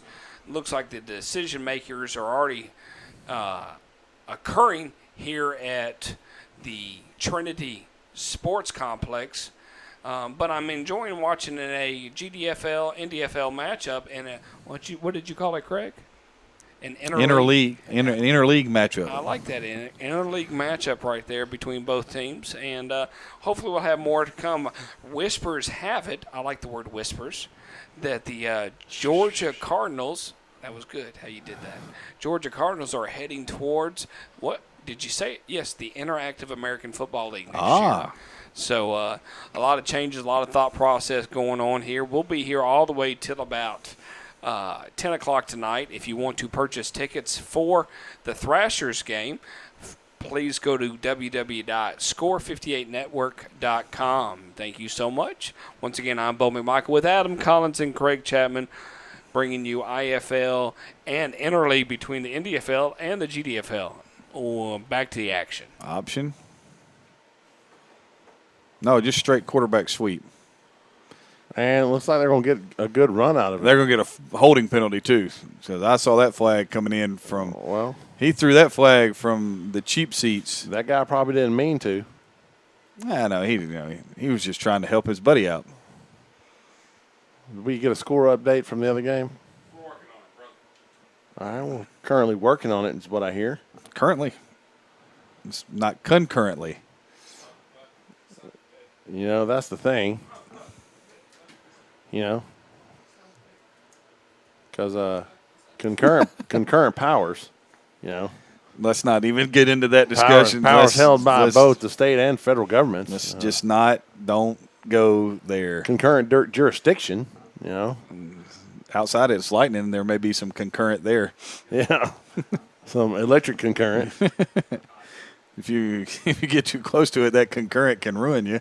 Yep.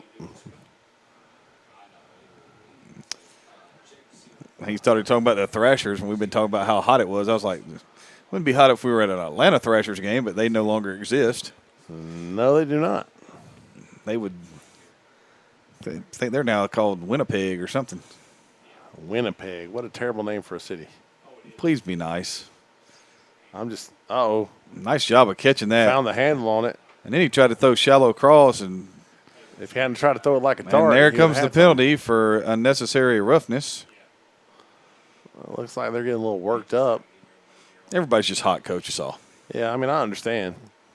I will tell you, like, the times that I got really upset with people is because it was a bazillion degrees. You've never been upset with anybody at Gary Perkle Park, have you? Oh, I've gone bananas at Gary Perkle Park before. Oh, buddy. Yeah, I'm not a big fan. It seems like every time I go there, something bad happens or something silly happens, and I will say that I like to joke around and all that kind of stuff, but when battle's going, and I'm a fairly competitive person, and I don't appreciate any shenanigans. Yeah. And it usually stems from somebody not knowing the rules or not knowing what they're doing when I really get upset because it affects me somehow. Now, granted, we all make mistakes. But if you put on the stripes, I expect you to at least know the rules.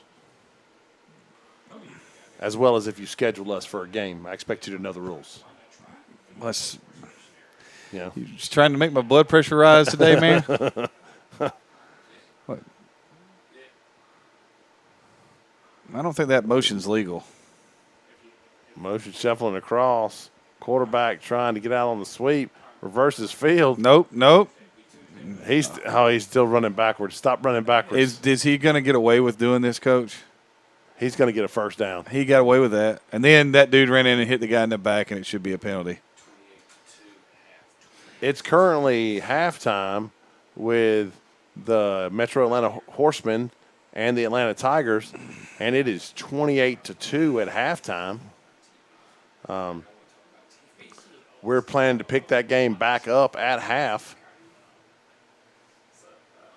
So that's exciting. Seems that everything is up and running. Right there, we just cut to the field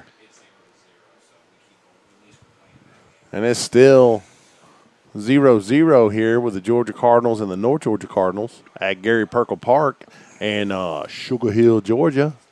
I was up there today for senior pictures. Really? It's taking pictures of old people? No. No, not yet. Had to send I was very lucky that the nice lady that took my daughter's senior picture allowed us to my wife to take a picture while she was sitting in there watching the whole thing take place. And there's a picture on there where my daughter is in a cap and gown, and it says, I finally got out, and I sent that to my mom. And of course, I'm looking at it, and I've got all the emotions that, this is my firstborn. And I sent it to my mom, and my mom was like, "What are you trying to do to me today?" I was like, "I'm sorry, Mom. I just thought you'd like to see the picture." And I sent it to my sister, and she was like, "This is awesome." It was just weird, though. I was driving by, and all I could think of was I saw the word Sugar Hill on the sign. I was like, Coach Collins. That's what I'm thinking about right now. Yeah, we go to, graduations at school, and my wife starts crying. And I'm like, what's wrong? She's like, I'm just thinking about when the boys graduate. My oldest child is 7, so because the Lord has a sense of humor. Because my kids are 7, 6, and 2. Well, Coach, and I'm an old man. Mine are 17, 14, and 11. So, and I'll talk right now. Let's Coach Chapman take a quick hiatus. Looks like they're trying to figure some things out.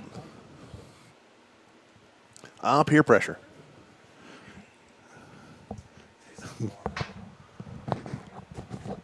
And after that big first down run, which I thought was going to be a disaster, did he kneel that ball down? I'm sorry. I should not have done that. It looked like he took a knee on the snap. I think he dropped the snap, Coach. And took a knee as he was possessing the ball. And they're going to call you should definitely call a timeout. And then I think he was so disoriented or so frazzled that he ends up running into the back. Somebody wasn't on the right track there. Coach, I don't know what that was. I like the word frazzle. That's good when it's frazzled like that. There was something there. All right, well, talk to me a little bit, gentlemen, about what we're going to see the second game here. I mean, we're all prepping this when we're at halftime of the Metro Atlanta Horsemen 28-2. We're showing some extended action. Sorry for the choppy feed. The wonderful heat of the AstroTurf, everything's kicking in on that direction. We're all still trying to get everything moving correctly we should be good. I'll jinx ourselves and say we should be good. Okay, go ahead. But that was smooth drink, correct? That was super smooth. Yes. I have no idea what you're talking about. No, none. Play the odds on that part. But It reminds me of that song. You know Tennessee whiskey. no, I do not. You know that one? You're as smooth as Tennessee whiskey. It has as, been as sweet as strawberry wine. As warm as a glass of brandy. You don't know that one? No, I'm happy to see that. I don't know. They are warming up here at the Trinity Athletic Complex here in Ellenwood, Georgia. We are giving you some extended coverage, probably too much coverage of the Georgia Cardinals game versus the North Georgia Cardinals, but we appreciate that for you kind of tuning in. And we'll get started here shortly with the Horsemen and the Tigers. What are you overall thinking?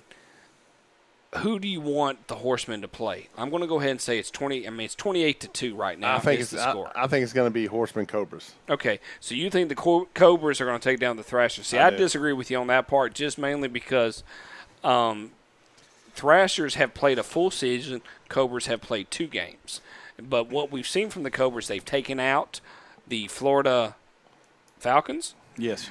And who were undefeated. Who were undefeated, currently undefeated. Whether they're going to say who they played, I'm not going in that direction.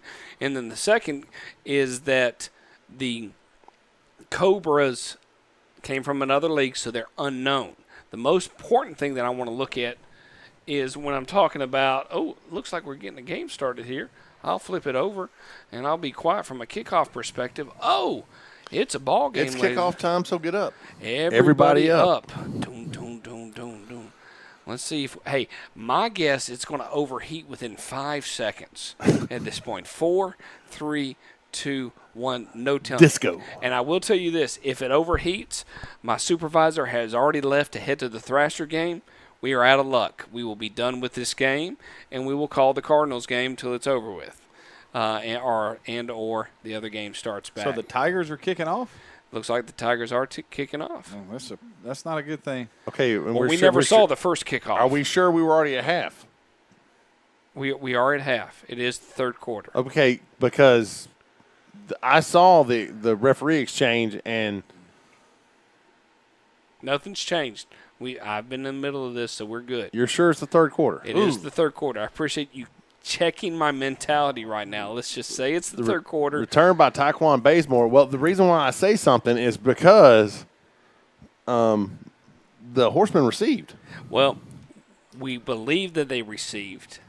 Okay, but the Tigers could have fumbled. We never saw the first part of the game. No, I saw the referees tap and say, right, meaning the Horsemen were going to receive. Right, and the Horsemen did receive. So why can't the Horsemen kick off and the Tigers fumble and the Horsemen get the ball? We don't know anything from the first part of the game. No, I'm telling you, I saw the referee tap the Horsemen on the shoulder and say, well, they did receive just now. No, I'm talking about the beginning of the game. Oh, okay, okay. You think they pulled a CW and decided to kick twice? No. Griffin? Let's not go there. I'll hand it back over to you, gentlemen. I want to know who's on first, what's on second. That whole conversation, we lost 20,000 viewers right then. All right. We had 20,000 viewers? No, we didn't. Golly. 21 personnel right here. See if it's going to be run the football time right here. Changing the quarterbacks. Jacob Hughes, the give off the left side. The Peanut, he puts the ball on the ground. He fumbled. And this is the kind of stuff that cannot happen. If you're the Horsemen, if you're the Tigers, this is exactly what you need. Yeah, and I'm going to say this. I understood the quarterback change. Let's see how long that lasts. Because I don't care if it's 28-2 or not. You know, you put the football on the ground right there. They got the ball 1st and 10 at the 33. Yeah, where I come from, we at least let that starting group get through the first possession, regardless of the score. There is no way in the world, and I can understand the thought process of I don't want to get anybody hurt. It's a 26-point game. If it was the fourth quarter, okay. The 3-possession lead is tough to overcome. You know, and right now, if you're looking at it, I take that back. Let's see. Let me do some quick math here. The 4-possession lead. Okay, this is interesting. We got a little. This is really interesting formation. There's snap, and it's going to get eaten up in the backfield. I believe that was my guy Marcus Singleton. It was. It just came barreling through, and everybody just kind of waved at him, because that is the bad thing about pulling folks, is if you pull somebody, now you've made a hole for somebody. That back blocker, that down block better get there. Let me see what number the running back was, Coach. He was in a gray jersey with an orange blur on his back for sure. All right. That's illegal. Yeah, you got to snap the ball, Nico. You cannot let the rest of the offensive line start and then you snap it. Don't be picking on my man. I can remember that day when everybody moved and Mr. DeJesus said, I just forgot. I mean, poor kid. He looked at me and I was yelling at him, Nico, you got to snap the ball, Nico. And he was like, Coach, I just forgot. It was so hot too, man. It was hot. I was sick. It was a rough day.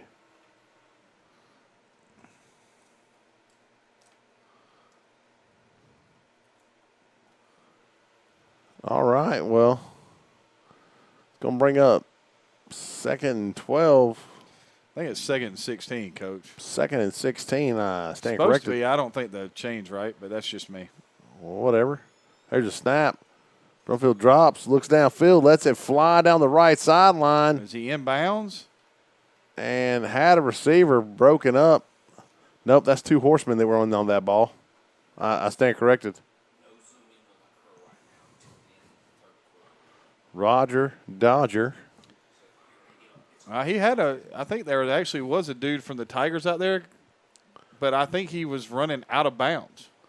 Well, it's safer there for sure. It may not get hit there. They tried to run a little post with a wheel off of it. I think the wheel was open. Well, what good would a wheel do on a post? Would you just spin it, or? I think they put cameras on those things and raise them real high in the air. Call them high pods. Okay. And looks like they're going to go with empty again. Here comes motion. Motion's into the backfield. Looks like they're discussing protections. This would be a great formation right here. There's a snap. Quick throw. And it's going to be caught. And I like it. I agree. Get that ball out of your hand. Let that guy be an athlete. And I can't see the numbers, but if I had to guess, I would say that's Cedric Morgan. I would think so. That's going to be a 10-yard completion. And it's going to bring up 4th down and about 6. I'd do the same thing. What did I just do? There's a snap. Quarterback drops. Looks left. Pumps the ball. Pulls it down. Acts like he's going to run. Evades the pressure. Still on the move. Keeping the play alive. Lets it fly. And I don't think that's going to stay in bounds. No, it hits the outhouse. It hits the red concession stand right there in the end zone. It always reminds me of a story. Please don't say it. I'm sitting there with Arlen Battier. It's a JV game. We're at home on the field, and he sends one of our managers, Breon, to get him my cheeseburger.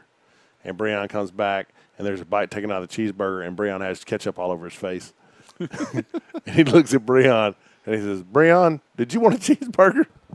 He was like, "Yes, sir, Coach." He said, "Why don't you take this one? Go get me another one." Good old Arlen, ball man. at the 30 right there, Coach. That's the rumor. That's the rumor. Forgive me if I don't shake hands. So the Horsemen kind of dodged the bullet with that early fumble. Right, but now is one of those things. If you're the Tigers, you got to bow your back right here. You can't let them score again. Yep. If they score again, this game's out of reach because then it becomes a 5-possession game, and you're not going to get 5 possessions. And nice job running and just navigating the hole. Great job staying with it right there by the running back. I want to say that's number 23. Nope, I take that back. You get a number right there. He's got his jersey rolled up, so it's hard to tell. But really good job right there, staying with it, 28. Reggie Grubbs. Good job by Reggie staying with a hole and just kind of weaving his way through and getting what he could get. He got 6, too. And now you've got a second and really manageable. So now you can take a shot downfield. And I would guess they're going to be in a close, they're going to be in some kind of, thought process of throwing this. I like that. And just out of the reach right there. I don't know what they're doing right now here with Sammy Johnson. It looks like they're rolled up in his face. Maybe playing somebody right on him and then somebody over the top. Well, I mean, you kind of but kind of picking your poison if you do that. They ran right there. They ran an out and a deeper out, and I think both of them were open. But if you're going to roll coverage to the wide side of the field right here, which is what it looks like the Tigers have done, it's like straight man coverage right here, Coach. Yes, it does. And they're well. This is a bad matchup down here. Just cover one. And that man, great pressure right there. Sack. Great job by the Tigers. Outstanding. And that's going to be a loss of 6. Rucker never had a chance. No. It's going to bring up 4th down. Will they punt? I mean, it seems like a really good time to punt the ball.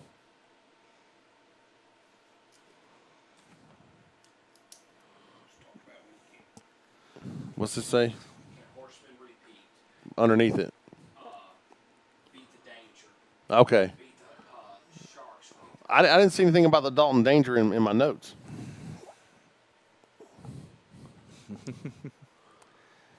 Don't be difficult. Don't be difficult, Coach. I'm not being difficult. If there's one thing everybody knows about me is I'm not a difficult person. So now we're going to get a punt right here. This is not a everyday thing for the Horsemen. And it's a scary, scary play for every football coach in America. And excuse them if they don't have enough people in the field because they're not used to lining up to punt. Do I think, as we were asked, that the Horsemen can repeat? I do. Why? Because their offense is dynamic. Yeah, I always hold my breath on kickoffs and punts.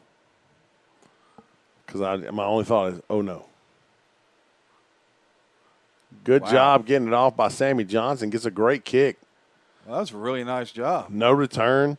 Looks like the ball's going to be at about the 45-yard line. With the Tigers to start, which is great field position for the Tigers. You're down, 4 Coach. scores. What is it? Yeah, that's pretty close to the 40, 45 right there. Yeah. Let's see. There's the 50. Maybe the 47. Yeah. That was a great punt. He did a good job of scooping the snap and then getting the ball out. Didn't panic. Oh, God. Lee. It was just an unwarranted attack in our studio here. I've been assaulted. As long as you haven't been peppered.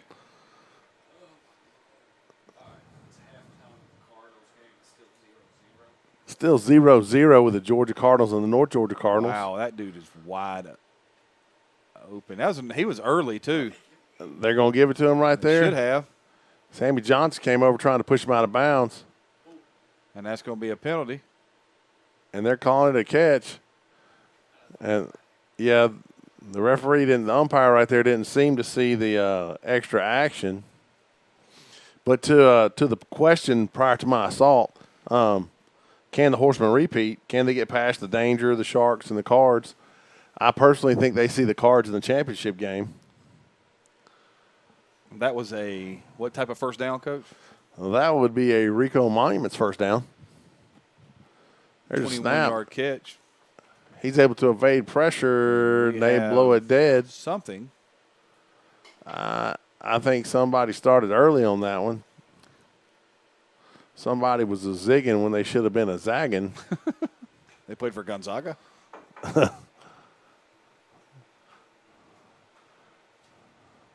Is that a ball throw there? Is that what that is? That's scary. I don't know what that was. Something just happened. I don't know if they called timeout or not. Yeah, I didn't see a referee call. They didn't motion across right here, Coach. Empty. Trips out to the wide side of the field for the Cards. They got a really good matchup down here. That's all I know. And if they're going to play it like this, they got to throw the the linebacker's screen. going to move out. There he goes. Quarterback rolls to his left. Throw it away. Lots of pressure. And he eats it instead of throwing it away. Why did he eat the ball? Why not throw it out of bounds right there? I think he was trying to, up to the last second, to make something happen. To me, the heads-up move there is throw the ball out of bounds. Mm-hmm.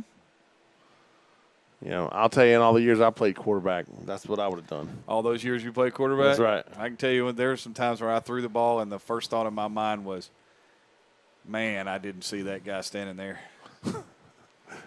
It was a horrible feeling when you knew you just threw a pick and it looked like you threw it right to the dude. Looks like they got a diamond out to the right side. It looks like they don't. Oh, they got it set up over here. That's really nice. Oh. So it's 5 yards they just lost. They just gained back. It's literally 5 yards in a cloud of dust. I could actually see it. You saw that cloud of dust. Indeed, I did. Paul Johnson would have been happy.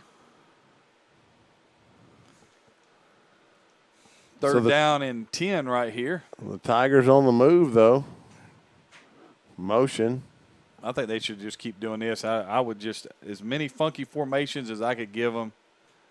There's no way, you know, I would be trying to snap it as fast as I could snap it. And not just because I'm down by 26, but because I want to make them think. Yep. Brumfield rolls to his right. Lots of pressure. Pulls up. Lets it fly. And threw it away, Coach. Threw it into the trees. It's going to bring up fourth and a whole bunch. 4th and 10. I mean, I like the idea of putting everybody on the other side of the field. You know what I'm saying? Yeah. And they had that look when they threw the quick, stop route over here. What I would like to see them do right here is do the same thing, but bring the inside guy in the quads on a shallow cross and run the single receiver on a dig, and you would draw all kind of, traffic up. So now you got to get this 10 right here, and the time is running. All right, so, it's one of those things where you don't have unlimited chances. I think that just got picked off. It did. And that's Horseman ball. And from the looks of some of the body language, that might be all she wrote.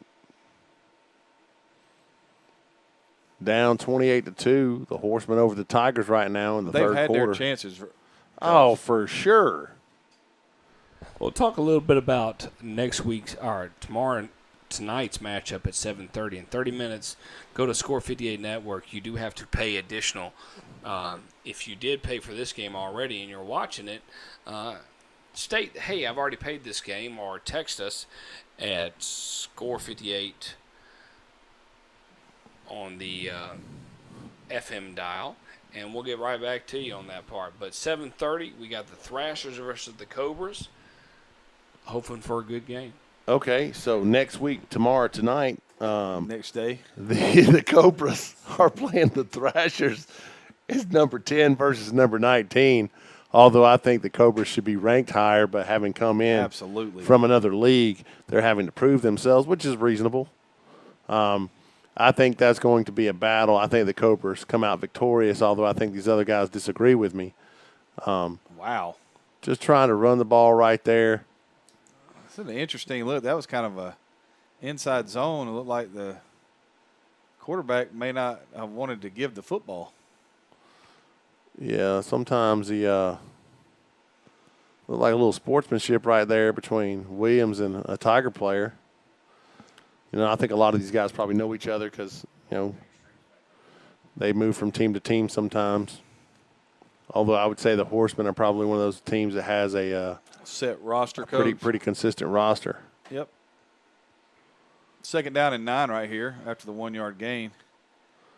Motion coming across. Fakes the jet, drops, lets it fly wide open across the middle. Able to stay up because somebody just tried to hit stick him. That ball caught by, I'm trying to catch a number right there. Is that 2?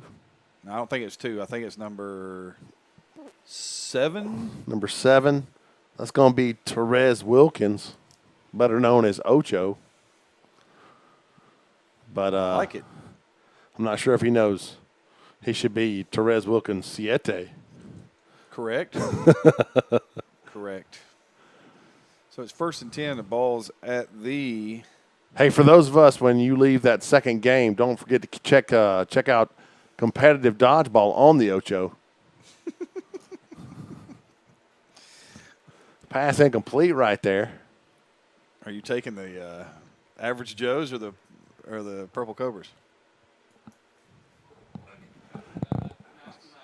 All right. Looks like things are going pretty well right now for the Horsemen. Although the Tiger defense is still playing tough, but it would be really hard at this point to not be kind of defeated, down 4 possessions. Yep. In the 3rd quarter with the Horsemen and the ball, and they're driving. That's a tough one. Got a little different formation right here, a little bit wider. Doubles, seems like a good way to kind of switch something. Look like a draw right there, but I'm not sure. Yeah. The linemen are all talking to each other like, oh, I thought you, yeah. Yeah, somebody zigged where they should have zagged on that one for sure up front. That ball carried by number 32, 33. I think that was DeMonte Queen. Bold statement. Okay. I've already made my bold statement. I said 42-10 Horsemen.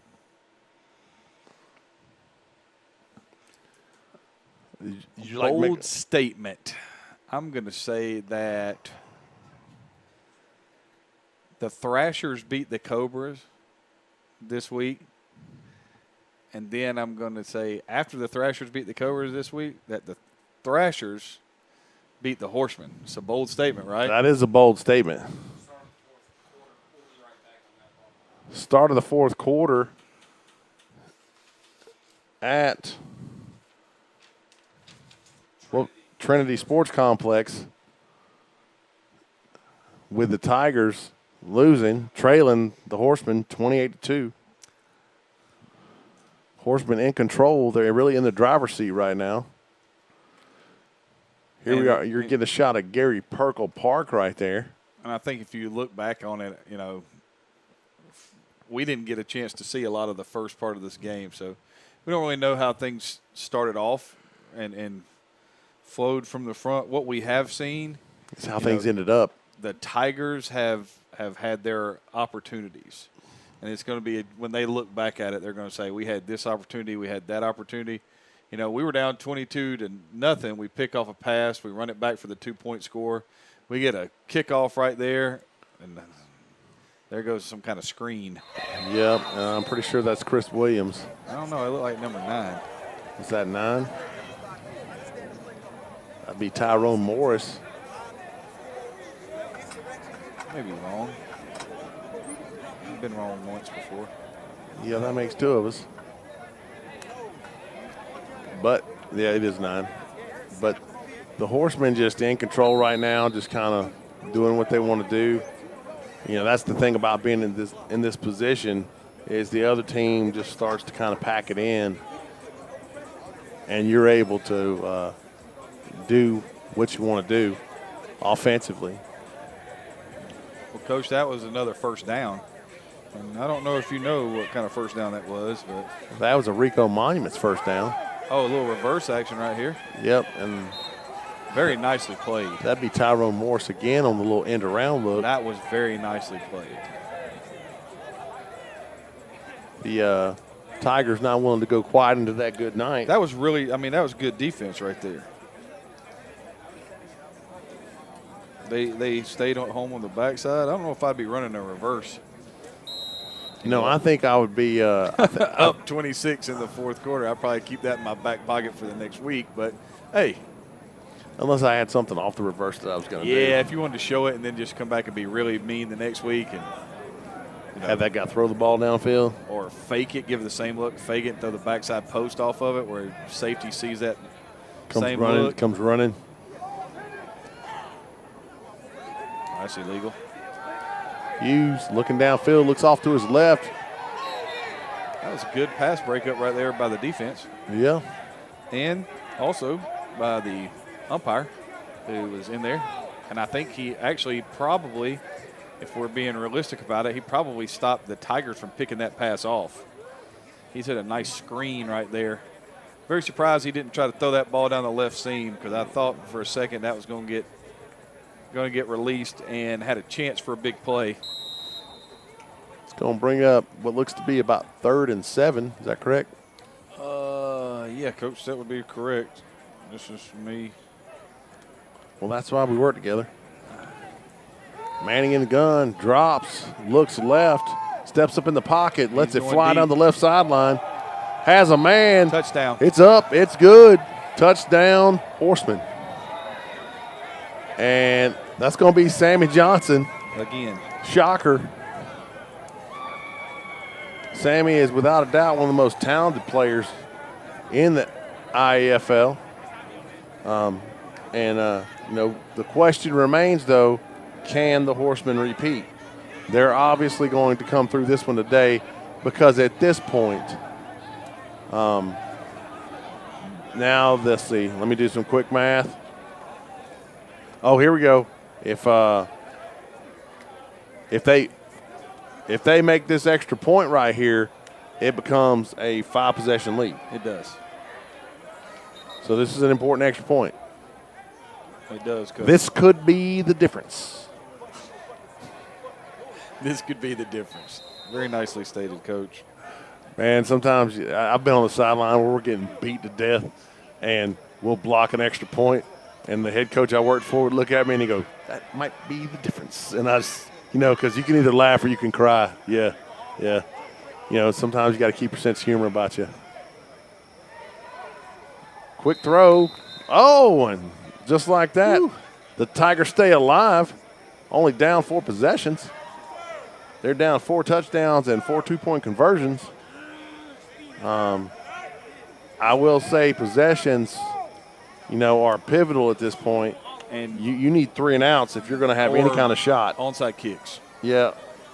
You need something to happen. You need turnovers, onside kick. The Horsemen coming out to kick off. And this game well in hand for the Horsemen. Although I will say I am 8 points shy, but if you think about it, if the game stopped right now, the 8 points that would have gone to the Tigers. All right, so talk to me. I'm shy by 8 on both sides. All right there, Gypsy. I'll call you Gypsy Collins. Hey, Gypsy Collins, talk to me a little bit about the fact that can the Horsemen repeat? You said the area that they have to go through, not only do they have to face the Dalton Danger, but they're going to have to face either the Carolina Cardinals or the Sumter Sharks. I don't see any of the other teams. We're going to work on scores. Do we have a bracket? Do we have a bracket? What do you mean? North Carolina, South Carolina play each other. Georgia Georgia plays. Mountain. Right now, so the Horsemen make it to the finals. I'm already saying that in the sense that I've even said next week it's a win based on the 34-2 thumping. Now the catch is the Thrashers. See the Horsemen make it to the finals. I don't know a whole lot about the East Tennessee Bears or the Smoky Mountain Ravens. East Tennessee Bears are playing their second game tonight against the Ravens. And to me, because I don't know much about them, is a bad thing for them having to play the Horsemen. Right. Whereas, But I'm asking you a question. Can the Thrashers of the Cobras beat the Horsemen? I have already said that they can't because I'm saying they're playing the Dalton Danger. I'm even saying the Danger are going to beat anybody, whether that's the Bears or the Ravens, because that's who they're going to play. I've already committed to that, but can you give me an alternate point? What division do the Danger play in? The Danger play in the Mountain Division. They're in Dalton, so they're going to definitely play in the Mountain. Okay, so then the Mountain Division. Don't recap me right now. Okay, What I so want you to tell me is, can the Thrashers or the Cobras beat the Horsemen? That nobody has. The No. only team that has beat the No. Horsemen this year are the Sumter Sharks. No, That's the only not team with, that, not without the help of the Horsemen. meaning that their own selves. Yeah, you have to implode. Okay. All right. Well, the good thing is we haven't overheated. This could be the Horsemen's new environment, meaning here at Horseman Stadium. That would be Metro Atlanta Field. I put that together for you right there. So to be able to do that, being 34-2, we could see the game match up next week at 7:30 versus that. Are you taking the earmuffs off because you just want to listen to me, or you're hot? it's hot in here. I'm going to let you take a break here at the end of the fourth quarter, man. You're a really nice guy. I mean, we're 15 minutes away from kickoff, and Russo is hustling his buttocks over at the Jaguar Community Center trying to get us set up for this next game. So it's been a quite an afternoon. I do appreciate you taking good shots for the Score 58 network on that part. So let y'all take it home here, and let's see if the Tigers can score here. Here comes motion, and give on the inside, and he's not going anywhere. Tracked down quickly. Tried to run that jet, little jet scheme that they run near the goal line. Looked like they were going to be able to bend that thing back a little bit, pick up some yards, but they bent it back into an. When that guy goes in motion, if nobody trails that dude, Coach, he's just unblocked. Yeah, I don't care how many times Coach Reed told me that he was there, but he ain't there. That guy was there. He was getting, oh, that's a bad job on my part. It's not the 36. It's the 44. We're in positive territory right here. There you go. That's good news for Tigers. Bad news is second 14. See if they go into the tight end right here. That's where he was looking. He was looking across the middle. Oh, wow. Lets it fly down the sideline. Oh, there's people way too close Nice to the break field up. down there. Oh, goodness. I hope she's okay. Yeah, there's people way too close to the field down there. Yeah, she couldn't get out of the way quite quick enough. I tell you, if you've been on the sideline, you understand that being able to get out of the way that something's happening fast is hard to do. Especially if there's somebody behind you posting you up so that you just get dropped off. Thank goodness that I have kids to hold in front of me. I'm joking. I'm joking. We had one assistant coach post up another assistant coach one night in Griffin when we were down there playing in the pouring rain. Our poor running back coach got wiped out. And he was yelling at the kid, "Why did you do that to me?" Third down and 14 right here. Tigers looking to make a go of it. There's a snap. Fake. I don't understand the play action. I don't understand play action on 3rd and 14.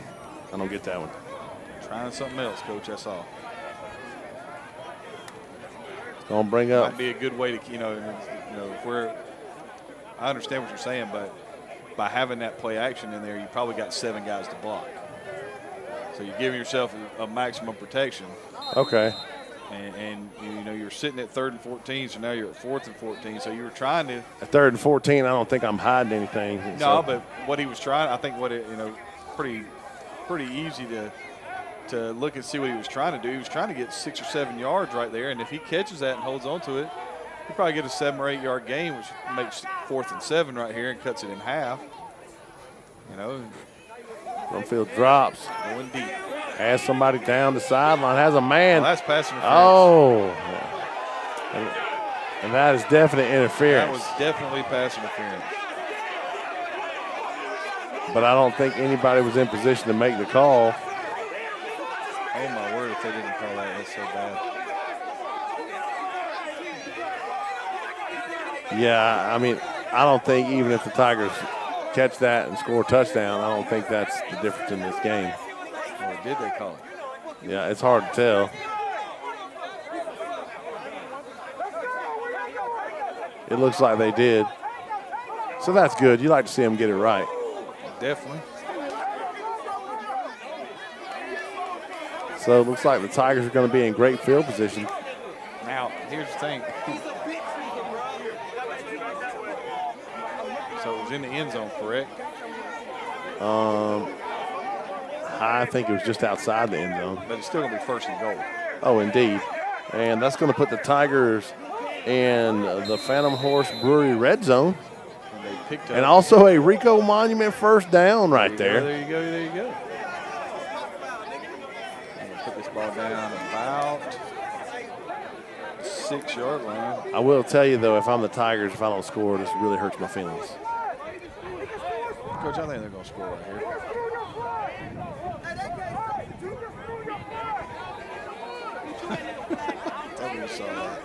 He threw the flag off the field.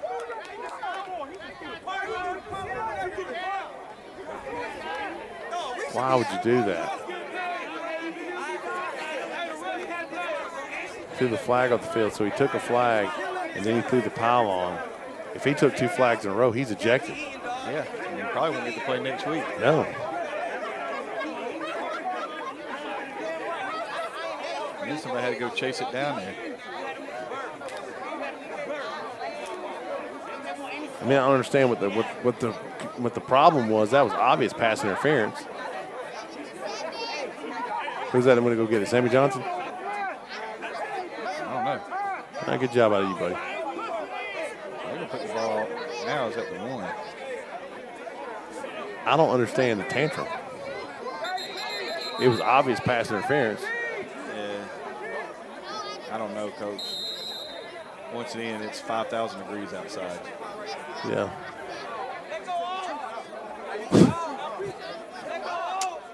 So the Tigers in great position right now, getting ready to get on the board. So you got to have somebody else on the line of scrimmage up there. So you got running trips. You got 2 guys in the backfield, so that should be, there you go. Now they got 7 on the line. Quarterback rolling to his left and can't complete the pass, throws it out of bounds. Gonna bring up 2nd and goal from the 1 here in the Phantom Horse Brewery red zone.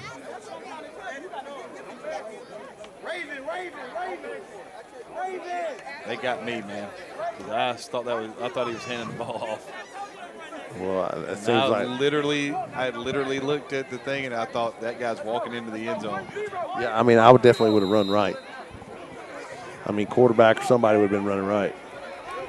I mean, I thought for sure I was sitting there thinking that's an easy walk in. Then I was like, oh, he was like, that guy's been reading. Yeah, sometimes you try to do too much. Or you anticipate them doing something they don't do. Yeah, I would have no problem with the play action on first down at goal line. I love it. That's just, most everybody's anticipating you running between the B gaps. There's a snap. Flags Wide down open, already. Dude, that was a great route. Wide open. It's going to be a touchdown. Absolutely a great route. Touchdown. I'd like to see what the call was. I mean, that was pretty. Really nicely done. Let's see if we can get a call. Touchdown.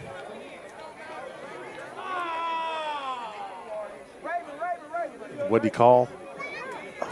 I don't know. Oh, okay, maybe false start. I have no idea. He raised his hand like he said touchdown. Right. So I'm going to hold off on what I do right now.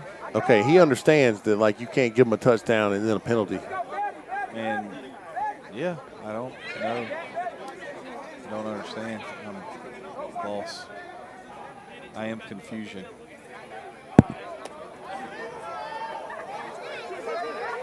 Quarterback drops.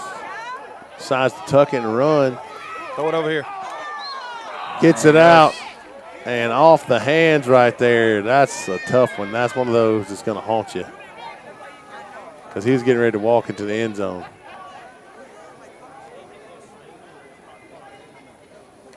So this should be 4th down.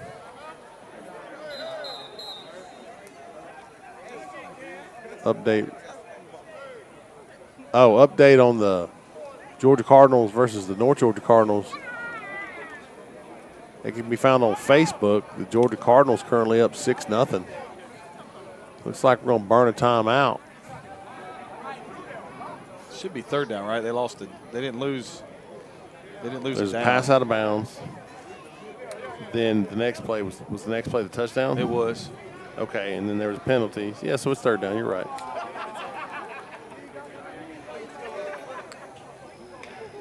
A reminder for everybody out there in the 7:30 p.m. world, which is about 5 minutes away. It looked like the Cobras and Thrashers game starts roughly about 8 o'clock. 8 o'clock for the Thrashers Cobras game for the Georgia Divisional Playoff. The right to play the who? Metro Atlanta Horsemen. Yes. I'm glad y'all are on point. That's good. Right now we're able to, if you're able to just want to watch some free football, you can go to Facebook and watch the Cardinals versus the Cardinals. It's not an inter-squad scrimmage. It's North Georgia Cardinals versus the Georgia Cardinals. The Georgia Cardinals are up 6-0. They are part of the GDFL. Getting ready for is this a 2-point conversion? I think this is 3rd down. Oh, this is 3rd down. 3rd down. I'm going to hand it back over to the kiddos on the mics. I'm Bowman Michael with Adam Collins and Craig, the man Chapman, here on Score 58 Network. If you don't have a beard, then you're no man at all. Oh, man. There's a snap. Toss. Out to the left side. Oh, ball's loose. And that's going to bring up 4th down for the Tigers at about the 12-yard line. No, they're going to mark it at the 14. So 1st and goal from the 1 has turned into 4th and goal from the 14. This is a fine example of how the entire day has gone for the Tigers. This is one of those deals. You have these kind of games where, the wheels just come off, and no matter what you do or how hard you try, it just doesn't go well. And I feel bad for the Tigers right now, because you add playing a good team to that as well. That makes it extra tough. But hopefully right here the Tigers have something up their sleeve that's going to let them get on the board, so that you got to have something to build on for next time. I mean, it's unfortunate that it plays out like that in the last game of the season. Things like that. If this was week 1 and this happened, you roll it up and say, "Hey, it's the first game," and this is going to leave a sour taste in their mouth. Yeah, it's going to leave a mark. So they line up, doubles, motion to trips on the right side. Fade again. And lay it up. Touchdown. And had a receiver. I'm not sure what the DBs were doing right there, because they just stood and watched him catch the ball. Congratulations to the Tigers, though, getting in the end zone. Seems to be a difference of opinion there. I just don't understand why nobody made a play for the ball. I don't get that. It's almost like you threw a back shoulder fade. Yeah. And they weren't expecting a pass at all. Yeah, because there were 2 defenders there, and I'm not sure what went wrong.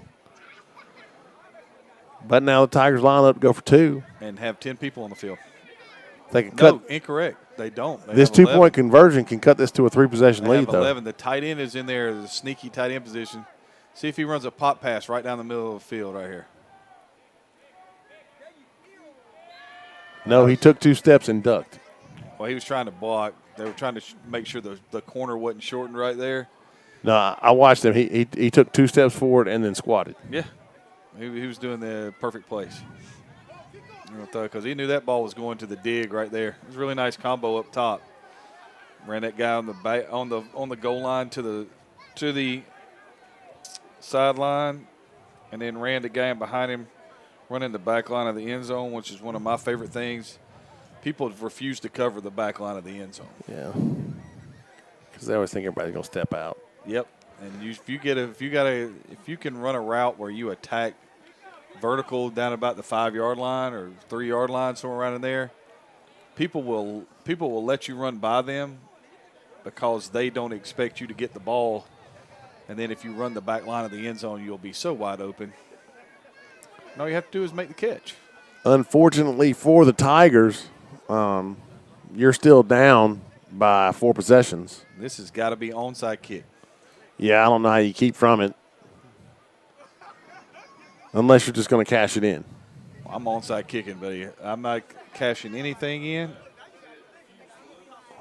Refuse to lose. I like it. It's one of those things. My first game one year, we scored in the fourth quarter while the clock was running. We weren't close to winning the game, all right? That was my first game as a head coach. We scored, and the kids looked at me, and I was running them down the sideline. I was like, we got to go. We got to get on the field. I want an onside kick. And we onside kicked and got it and went down and scored, and then onside kicked again and got it and went down and scored, and then onside kicked again. The other coach, I think, was a little perturbed at me. And they should have it. They've got. Oh, my Lord. They had so many opportunities to have that football. Yeah. And so this will wrap it up. It's not the end of the game, but by them recovering that ball, that pretty much ends it. I mean, that was a great kick. It was a really good onside kick. And they had three or four people right there ready to pounce upon the ball. And if you're a Metro Horsemen fan, please understand that their opponent will be playing on a Score 58 network near you. That's the Georgia Cardinals. Nope, Georgia Cobras. There you go. Versus the Georgia Thrashers. I have met my limit. The Thrashers and the Cobras play next. I appreciate that. And the Horsemen will play the winner of that game. So if you're trying to get a glimpse, they won't play tonight. If you're trying to get a glimpse into what that might look like, stick with us at 7:30. Is this victory formation, fellas? No, not yet, because he's not further enough. Oh, he's pretty far back. Yeah, I would agree. That is indeed victory. And so the final, 34-8. I was wrong. I said 42-10. Well, what did we hire you for? Did you lose pay right now? You did a heck of a job, Coach. Because I was. I mean, I'm touching my nose right now. I am. I'm thinking I'm probably going to be down $100 out of pay right there. I can understand that. You're down $100. Hey, I got to give it to you. They're slapping it up right now. Would you give me a player of the game for the amount of film that we saw right now? Would you give me a player of the game? Would I give you a player of the game? Well, I know Sammy Johnson had 2 touchdown receptions. Yeah, I'm going to go with Sammy Johnson. All right. Well, with no further ado, we will partake in about 5 minutes of Georgia Cardinal action versus the North Georgia Cardinal action before we end the broadcast. Recap of, if you don't mind, Coach Chapman, of the Metro Atlanta Horsemen versus the Atlanta Tigers. Well, while we were busy talking about things and we were having heat-related issues, the Metro Atlanta Horsemen opened the scoring with the first touchdown of the game, taking an 8-0 lead. And then when we got back in the first quarter, 26-yard touchdown pass. On the next drive, they had the ball, giving them a 16-0 lead after a 2-point conversion off the toss sweep. Coming in the second quarter, 9-yard touchdown pass, giving them a 22-0 lead. Didn't get the 2-point conversion. It was intercepted and returned for a touchdown. And we did not get to see the score that made it 28-2. But if you look at this, the last touchdown being a 20 or a 47-yard touchdown pass or a 37-yard touchdown pass to Sammy Johnson. So, one of the things that we've talked about the whole show is that the Horsemen continue to show their efficiency on offense and their explosiveness on offense. I would totally agree with you on that part. I mean, to me, right now, would you say the Horsemen are there to lose or not win? I mean, in the sense of playing the game next week is either against the Cobras or the Thrashers. Well, I think, in this, they've played both of those teams recently. Right. And so the Cobras would no longer be a mystery to them. The Thrashers, they have a pretty good idea. We saw that game. It was an offensive display. But from the aspect of, what we are talking about here, I think that right now it's the Horsemen's to lose. Right, I would agree. If they show up and play the game and play their football, I think they're going to be playing, in at least the semis. Right. I mean, even to the point, the semis are the danger, and then we're talking about the finals. At this point, either the Cards or the Sharks at this point. So it should be interesting. We are going to go off the air right now. We're giving a little bit of point. If you want to watch the finale of the Cardinals versus the Cardinals, that's North Georgia versus Georgia at Gary Perkle Park. We tune into our Facebook page. We'll be going live here. They're still putting on the uniforms at the Jaguar Community Center versus the Georgia Cardinals, or the Georgia Cobras versus the Georgia Thrashers. I'm Bowman Michael with Adam Collins and Craig Chapman, Score 58 Network. Thank you so for tuning in to a wonderful broadcast of the divisional playoffs of the Georgia IAFL.